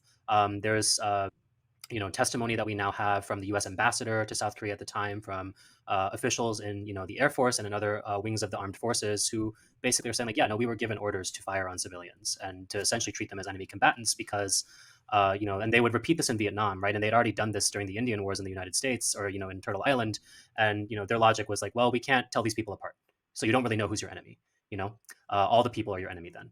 And at the same time, Syngman Rhee is the same thing happened in Vietnam as well with body count. It's the obsession with body count. People to register as dissidents in need of purification, and these people are exterminated virtually overnight. And in a lot of cases, the massacres are then I would love to do blamed that, on the Larry. DPRK. The biggest incident was the Daejeon massacre. I would be happy where to do that. About 7,000 prisoners were killed and buried in a mass grave as U.S. officers watched. And the Joint Chiefs of Staff actually had photos about this incident. They had reports, and they sealed all that information until 1999. And the entire time, the official story the U.S. told was that this is what the North Koreans did. So that's the first phase of the war. Now, the second phase of the war is when the U.S. or UN forces begin to march north. And I want to point out that, if the DPRK invaded the South by crossing the 38th parallel, then as soon as UN forces go north of that parallel, they're doing the same thing. And that's just kind of like not questioned when we talk about this war. And the way it's narrated is also they make it sound as if the U.S. was about to win, because they did actually approach the border with China pretty quickly. But that's where the U.S. doesn't understand the strategic rationale of the North Korean side, because from their perspective, they're fighting like guerrilla fighters. You hit hard when you can, when you have the element of surprise, and when your enemy consolidates, that's when you retreat until they are spread thin again. And that's what they were doing. They were drawing the U.S. forces into their own territory, and all the time preparing to surround and enclose them. And so by going north, the U.S. essentially did what the DPRK wanted from a military standpoint. But that doesn't mean that they're not enacting horror upon the people as they're marching north. And particularly the South Korean army and the police are the ones who are, doing a lot of the heavy lifting. They're being given orders to essentially shoot any member of the Korean Workers' Party, which at this point is like 7% of the population. So everyone knows a member of the party, and anyone who's affiliated with a member of the party is being treated as a collaborator. So that's essentially the entire civilian population of the North. Very and at the same democratic. time, the U.S. is unleashing its bombing campaign. And over the next 2 years, it's going to drop more bombs on Northern Korea than it did over the entire Pacific in World War II. And by the end of it, 18 out of 22 of the cities in Northern Korea are more than 50% destroyed, and a couple of them are completely obliterated. It's to the point where just a year after the bombing campaign begins, the Air Force pilots are saying that they have no more targets to hit, Monstrous. and they're being ordered to just drop bombs anyway. So they're dropping them on random places, on villages, on hospitals, on schools, all kinds of things. And a lot of DPRK facilities are actually forced to operate underground, which, speaking of Vietnam, is going to come around to bite America in the ass, because all of that expertise is then going to be transferred over to the Vietnamese forces.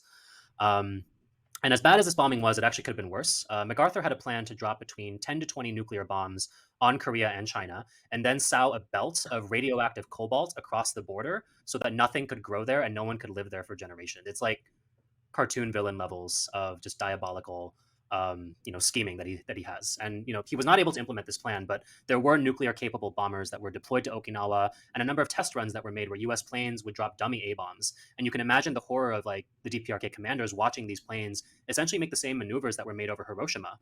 And we also know that at this time the Joint Chiefs approved the use of nuclear weapons, and both Truman and Eisenhower essentially went to the press and said that they would go nuclear unless the conflict ended in a way that they would like. And that brings us to the final stage of the war, which is the stalemate, right? So the Chinese forces intervene. The U.S. forces are caught between like the hammer of China's army and the anvil of the waiting DPRK troops. And this entire time the bombing campaign is continuing, and the U.S. is looking for a way to stop the fighting because they realize they can't achieve total victory, and that's when they start to make these nuclear threats, right? They don't follow through on the nuclear threats, but what they do follow through on is destroying the DPRK's dams. They destroy these 4 major agricultural dams that supply something like 2/3 of the irrigation for all the farming. And that's really what forces the armistice to like come to a head, because they've made it so that it's been established for a long time that the U.S. cannot like properly win this war, but they've also made it so that if the dioxin from Agent Orange to this day ravaging the Vietnamese population using is still a phenomenally evil thing to do. It's Nazi shit. And so that's what really kind of settles things and allows. It's the Fourth Reich. It started right away, right after the war. And I think what's important to note is right that back to their it's old really tricks. The brutality, it's the inhumanity of the U.S. military campaign. It's the Fourth Reich. This to a head. I think that if it were up to either Korean leader, they would have fought this out to the bitter end. They would not have allowed this position of division to continue, because that's not really what. And people say like you can't have a foreign policy analysis. It's just U.S. bad. You can't have a foreign policy analysis. It's just like I hate America. And it's like yes, you can. Yes, you absolutely can.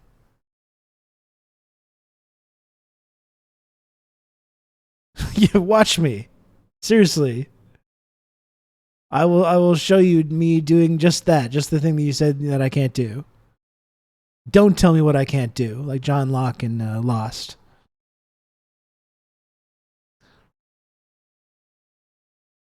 And then people say like, well, but looks in this case, they got it right. In the Russia-Ukraine case, the U.S. is on the right side. It's like, no, if you have the proper analysis of these foreign policy events, by virtue of being on the one side, it shows that it's actually a lot more complex and nuanced than what you're making it out to be. Just the fact that they're involved at all should show you that it's way, way more unclear than what you're saying. Wanted. They wanted unification. They just wanted it on different terms. And that depended very much on their class orientation and their ideological orientation. Let me pause there for a second. Well, no, I mean, I think that's all super important. That's it. Yeah. I actually, before I get to what I wanted to ask you about. Lamfada said, I think the thing that made me go away from Juche's and monarchist ideology was logically thinking if sanctions ended tomorrow, how soon would a non-Kim family member be elected? I think that's a good question. Like, again, we have political dynasties in fucking Canada, in the United States, Of course we do. And that's what this dialectical understanding of the Korean War and DPRK is about.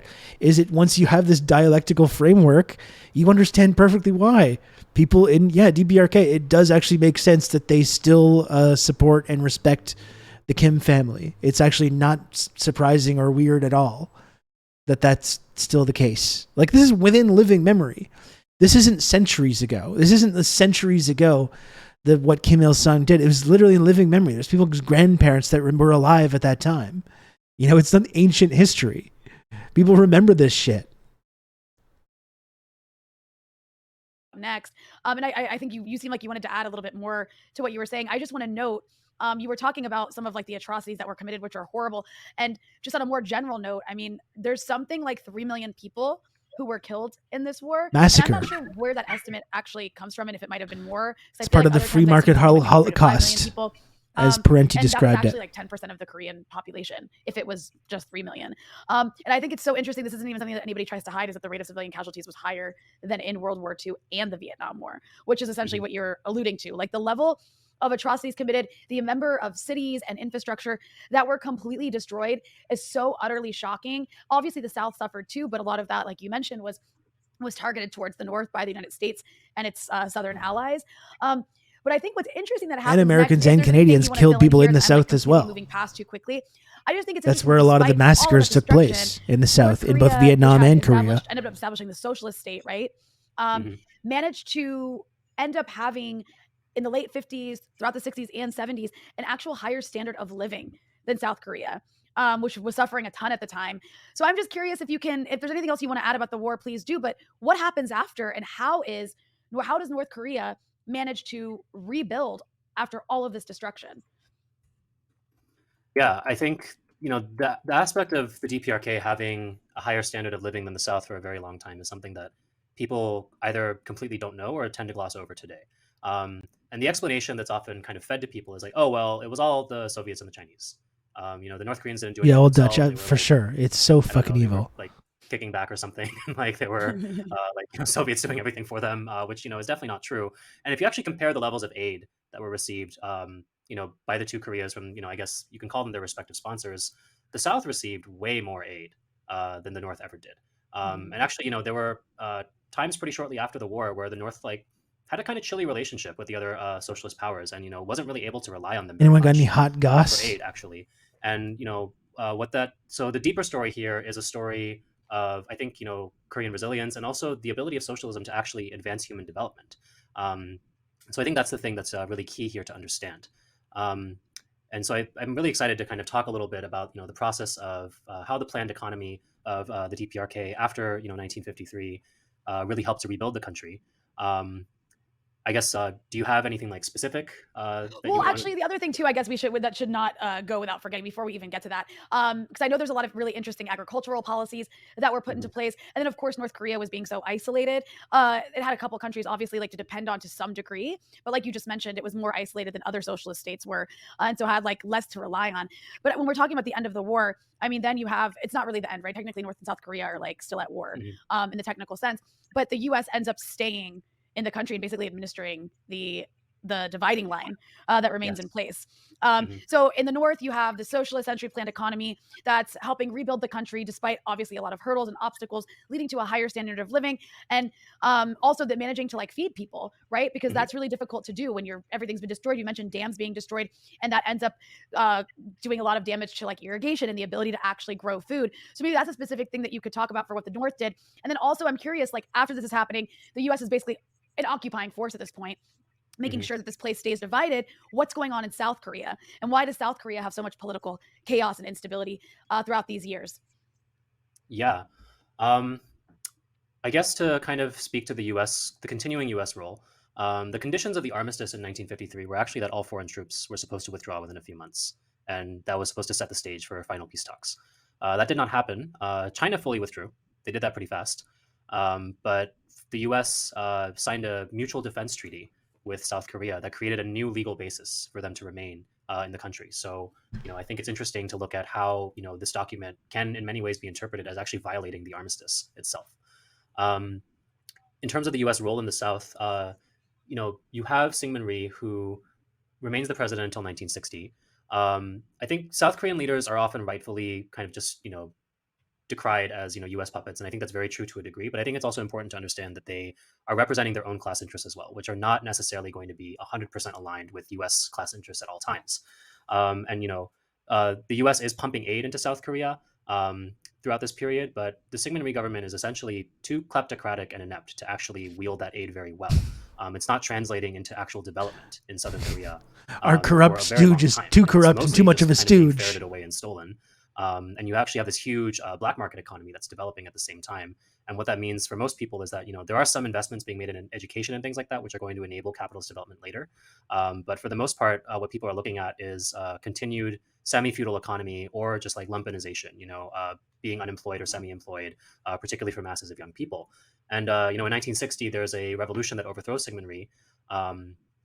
But that's quickly aborted when there's a military coup led by Park Chung-hee, who was actually a former officer for the Japanese Imperial Army. And Park Chung-hee models a Great. lot of South Korea's future development from Japan's state capitalism during the period of World War II and prior. So he's essentially recreating the conditions of colonialism, but in a very different way. And a lot of what he does is maneuver in the Cold War setting to like send Korean troops to Vietnam in exchange for loans and aid and investments from the United States, and he's able to leverage this to very rapidly develop South Korean industry. But of course, in a way that depends on the brutal and totalizing exploitation of workers in South Korea. So I think that's a very like general sense of what's going on in South Korea during this time, and I think it's important to note that the left in South Korea was liquidated during the Korean War, right? They were essentially totally exterminated, and so it took another generation for a new workers' movement to develop, for a new democratic movement to develop. And that's also a big part of why the history is what it looks like today, because in the South they basically had carte blanche to more or less do whatever they wanted. And then you have the North becoming obviously rebuilding, and like Mhm. the sort of like and I I've heard people, I'm personally not like an expert in agriculture, but I have heard some academics talk about like really impressive things that the North Koreans did, and also just the ability to like build and plan these like these major cities that look quite good today. And it's a pretty Seriously. modern society as far as it can be. But we It was amazing for me. I mean, I've been kind of fascinated in DPRK, like since I sort of started taking more socialism kind of more seriously. And one of the things for me, I guess probably around 2017, 2018 is when I started like reading more about this and thinking about it a little bit more. But just like following people that like share just basic images from Korea and these housing developments, and just how much of an impact that is of just like seeing the infrastructure that's been built, and just seeing people like going about their lives. And it just gives you it removes or it helps to anyway erase this idea that you have that everyone's just this like terrified jumpsuit wearing brainwashed automaton, just seeing the infrastructure, seeing people going about their lives, seeing families and the markets and things like that had a really big impact in just like allowing me myself to start unlearning this idea that has been forced into our brains by this nonstop propaganda campaign in our media, like in the news media and the mass media, with like Team America, World Police, and like The Interview, like that James Franco, Seth Rogen movie, stuff like that. Like this idea about DPRK is just constant. We're inundated with it, and just seeing the basic other side of that, seeing the humanity of the people that live there, goes a long way towards like deprogramming ourselves from that, I think. Yeah, and that's the thing. You realize that you get lied to about Cuba and USSR and other places, and it's like, why can't people just apply that same thinking to DPRK? It really shows it like in this kind of Western left, there is a kind of like barrier, which I think is racism. Frankly, it's racism and white supremacy and this kind of leftover colonial mentality that these people have that they can't get rid of, where it's like, oh yeah, I can see the humanity of Cubans, I can see the humanity of people in USSR even. But when it comes to like DPRK and Korea, I just can't extend the same kind of courtesy. I can't see them the same way. I can't suggest that they're also working on building the socialist project, It is this kind of like latent colonial mentality or Orientalism for sure. Yeah. Hey Lana, what's up? I loved when Xiang Yu, back when he was good, said about his trip to DPRK, it was like having ad block in real life. Yeah. I missed him being good as well. Yeah, I'm sorry, Lana. I wasn't able to. I'm having some weird issues. I wasn't able to make it to Joshi night. Malheureusement. I hope it was okay.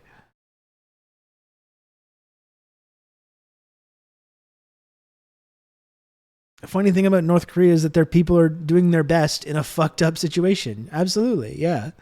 It's amazing too. People say, like, look at the Museum of U.S. War Crimes in Korea. They hate America. Can you believe this? And it's like, yes, I can believe it. Yes, I can believe that they hate Americans, or like not even Americans, but the United States government. Yeah, I'm not surprised by that at all. Nor should anyone be when you learn the basic history of what America did there. It's actually not surprising whatsoever. I'll just force you to watch it in person. Okay, that sounds good, Lana. Thank you.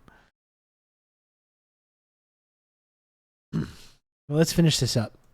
We are fed a very different narrative about North Korea here in the United States. And I just want to give one of the most extreme examples as of late that just keep, showing up in my Twitter feed. And that is, for example, I'm sure you're familiar with her, this woman, this exile woman called, how do you say her name? Yeonmi? Yeonmi. Okay, Yeonmi Park. No relation to you, I assume. And then the rats ate the dog. Very common and then last the name. orphan But ate here the she is. dog. And then the dog Here she is ate on the Joe orphan. Rogan, And and then I'm sorry for the quality of this clip, but for those who are just listening and don't see, this is like her basically sitting at the microphone on Joe Rogan. And this is one of the more ridiculous things she said that got quite a bit of attention. So world's biggest podcast. One distance like once a month, and like here it would take like 1 hour to go to the other place. In order to take a month at least to go because there's no electricity, and sometimes people have to push the train. You have to push the train. Yeah. Rogan is the most uncurious fucking so dumbass. That's a little bit of an edited one. That's You why had you to hear those sound push the effects. But yeah, train? this like really went viral because she was, and then people started like sending memes of her pushing trains or of people pushing trains, being like, "This is what it's like in North Korea." Here's another thing she said recently. This is on a different. We're all program. murdered 3 She's times talking per about, day. What it's like to get a driver's license in North Korea and what's required. In our country, in North Korea, if you want to get a driver license, very vigorous process. You have to go to basic driving school entire year. And the end of that school, you need to know how to deassemble the car. That's Rania Kalik, and then reassemble Jason. the whole thing back together. You really have to know the engine, assembly, entire mechanics of car. Highly recommend Then following they're gonna give you Rania's the work. driver license. In our country, North. So that was like kind of just a funny one. It's not as crazy.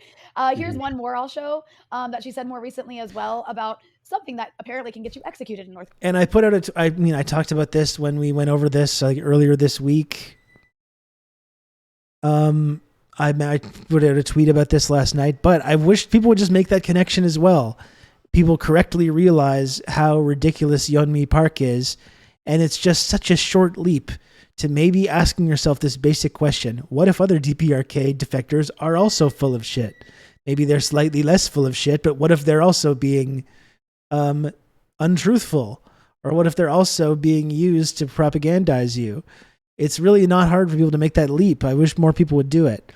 I even had people in my mentions being like, no, there's a bunch of other DPRK defectors that hate her. And it's like, yeah, because she's fucking exposing the grift. She's exposing the con for everybody. That's why they hate her. Not because they're telling the truth and she's lying. They're all fucking lying. And she's making that really obvious with her complete bullshit. That's why they don't like her.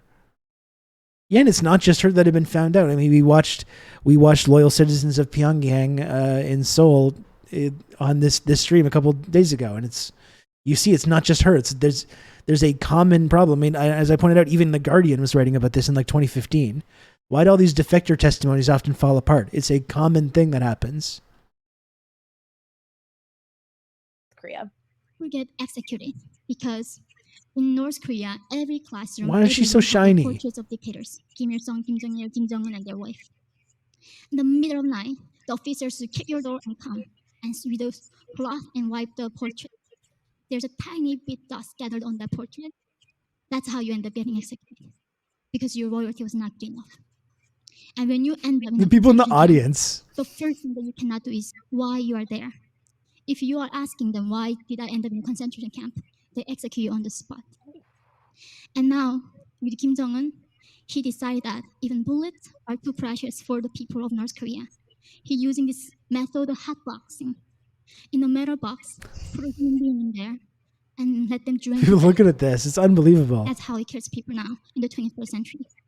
I mean, to be honest, like if that really was the case, if that's how he was killing people, it just seems like it wouldn't be very effective. I'm just saying, it seems like it would take more resources to put somebody in a metal box. There was actually another clip, unfortunately, I could not find. I was kind of upset I couldn't because, and I'm sure you've seen it. It's this one where it's also from Joe Rogan, and she's talking about how like everyone in North Korea is just like starving, and children, they're so hungry that their stomachs explode, and then they're just like alive with exploded stomachs, like laying down in the road, and then dogs come and eat their stomachs while they're still alive. And then Joe Rogan's just like repeating what she says without question. He's like, wow, with their stomachs hanging out? It's just like, it's like that doesn't happen. I don't. She was like a baby during that arduous march. And like, that's the thing. She was a young child when there was famine in Korea. Like, I don't think anyone would dispute that, but she was a fucking baby when that was going on. I don't even know. Anyways, this is, and you know, I know those examples sound like ridiculous, but this woman is actually taken very seriously. She is like on, I mean, those were not like marginal places that I just showed. Like Joe Rogan's the most popular podcast like in the world, the most downloaded podcast in the world. She was also on this other comedy show. She also goes on mainstream media. She's always being hosted by all of these sort of like she does TED Talks, things to come speak. And she's just like one of a whole network of people who not just in DPRK. There's a whole network. It's not just DPRK, but this is a common imperialist tactic of taking these dissidents and using them for propaganda purposes like this. This isn't a new phenomenon. It's not just DPRK.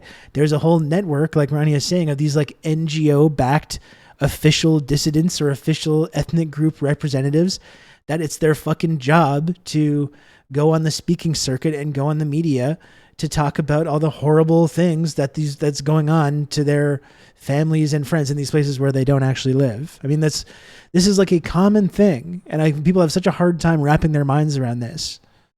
To suggest that it's so rude or like uncouth or uncivil to suggest that they're just like liars, but like this is what the strategy is. Like this is a long time known imperialist propaganda strategy, and we have to start being able to call it out. You know.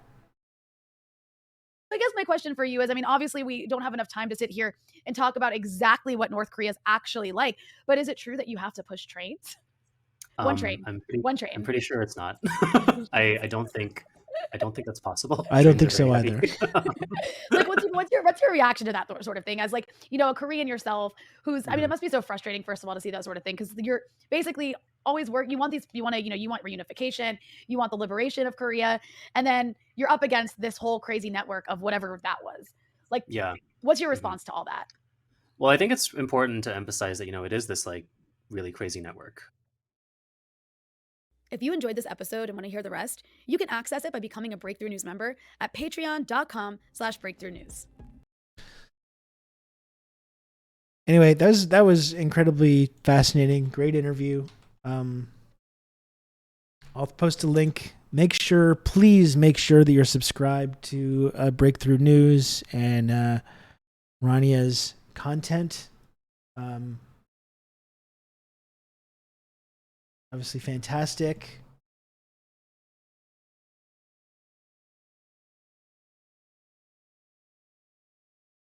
That was great stuff. I love talking about this. I love talking about this subject. And yeah, really highly recommend giving Hermit Warang a follow as well, who is the speaker there. Really encourage you to give them a follow as well. Really excellent stuff if you're looking for a voice to push back on some of these like narratives. They've been a really excellent resource for that kind of thing. So thanks for watching, everybody. I think I'm going to go now. Again, it's a little bit shorter today. I got started later. I had work to do. I got this fucking weird health problem that I went into detail about earlier that I don't need to get into again. But I think I'm going to go now, and I'm going to leave. And I will be back on Monday unless my arm gets infected and I die. Are going to hit the Main. I should. I'm so sad about the Main closing. It's really one of my favorite restaurants ever. It's a Montreal institution. I'm fucking devastated that it's closing. Thank you, Gen X Bushy, for the gifted sub. And I must say, if there's anyone else, folks, that wants to support the content, you want to support TRRS, you want to make sure that this show continues airing on twitch.tv/Rob Rousseau. Please, if you can, subscribe for $5 per month or completely free of charge. You can count on me. You're gonna have with good an old Amazon Rob Prime to, account. talk Thank you, through all Mustache this. Imperial, for a gifted sub as well. Every little bit helps. Every sub or every donation helps me keep this content on the air. Talking about why you support the Democratic People's Republic of Korea is not exactly a popular thing to do in my society if you want to have like a sustainable media career. It's generally frowned upon, but I happen to believe in this shit, and that's why I talk about it. So the only way I'm really able to do that is through the generosity of the TRRS community members. So if you can, one last chance to please subscribe to TRRS. It really helps a lot. I really appreciate it a lot. And that's the only way that this content is going to stay on the air, is when you subscribe to none other than this guy.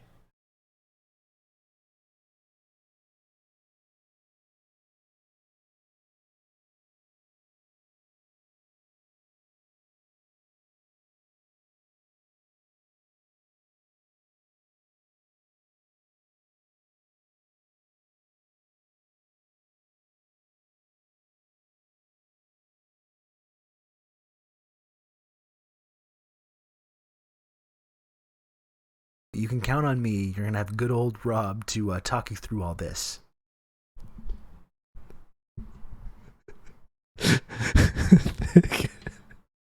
It does need to be an emote. I agree.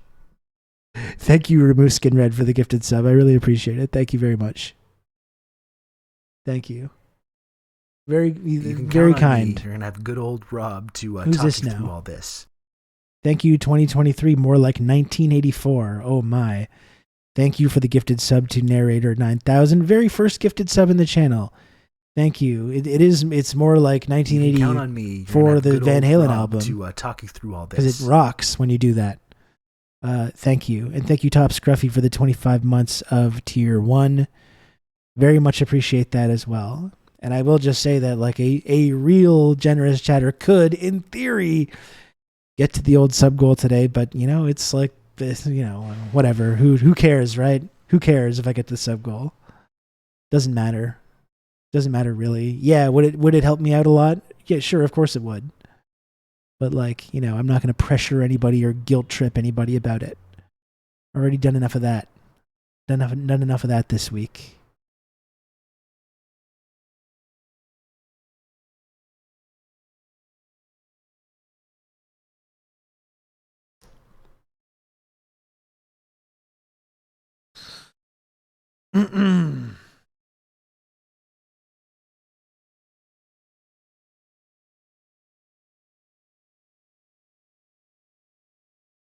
Fuck. You can count on me. You're gonna have good old Rob to talk you through all this. Do not do tax fraud. Like, I know she's doing a bit, but just in case anybody in here doesn't understand tone. Who's that now? Don't Who's do this? that. Brian, thank you for the gifted sub. Thank you, Brian. Over this baseline narrative. Little zest, little Thank you for that. Very much appreciated. Some of them will throw in a bit of God, quoting Bible verses and saying the Lord granted them inalienable rights regardless. There is only 5 left. I mean, that's true. That's true. There's only 5 left, but who cares, right? It doesn't matter. They could be living in freedom. If there's 5, 4, 6, it's like, it's just a number. It's just a number, that's all. To Caesar is to live in voluntary poverty. God is my authority, and He is the only sovereign. Who cares, right? Celebrate a moral victory. That's right. That's like the Democratic Party. Absolutely.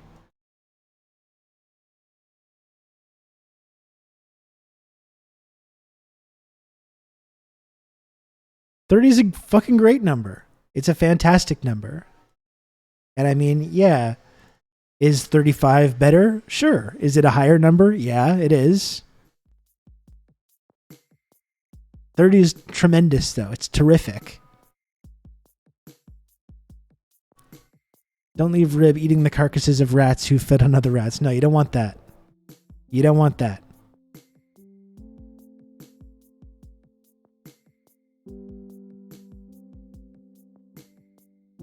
It's all made up. Fiat subs.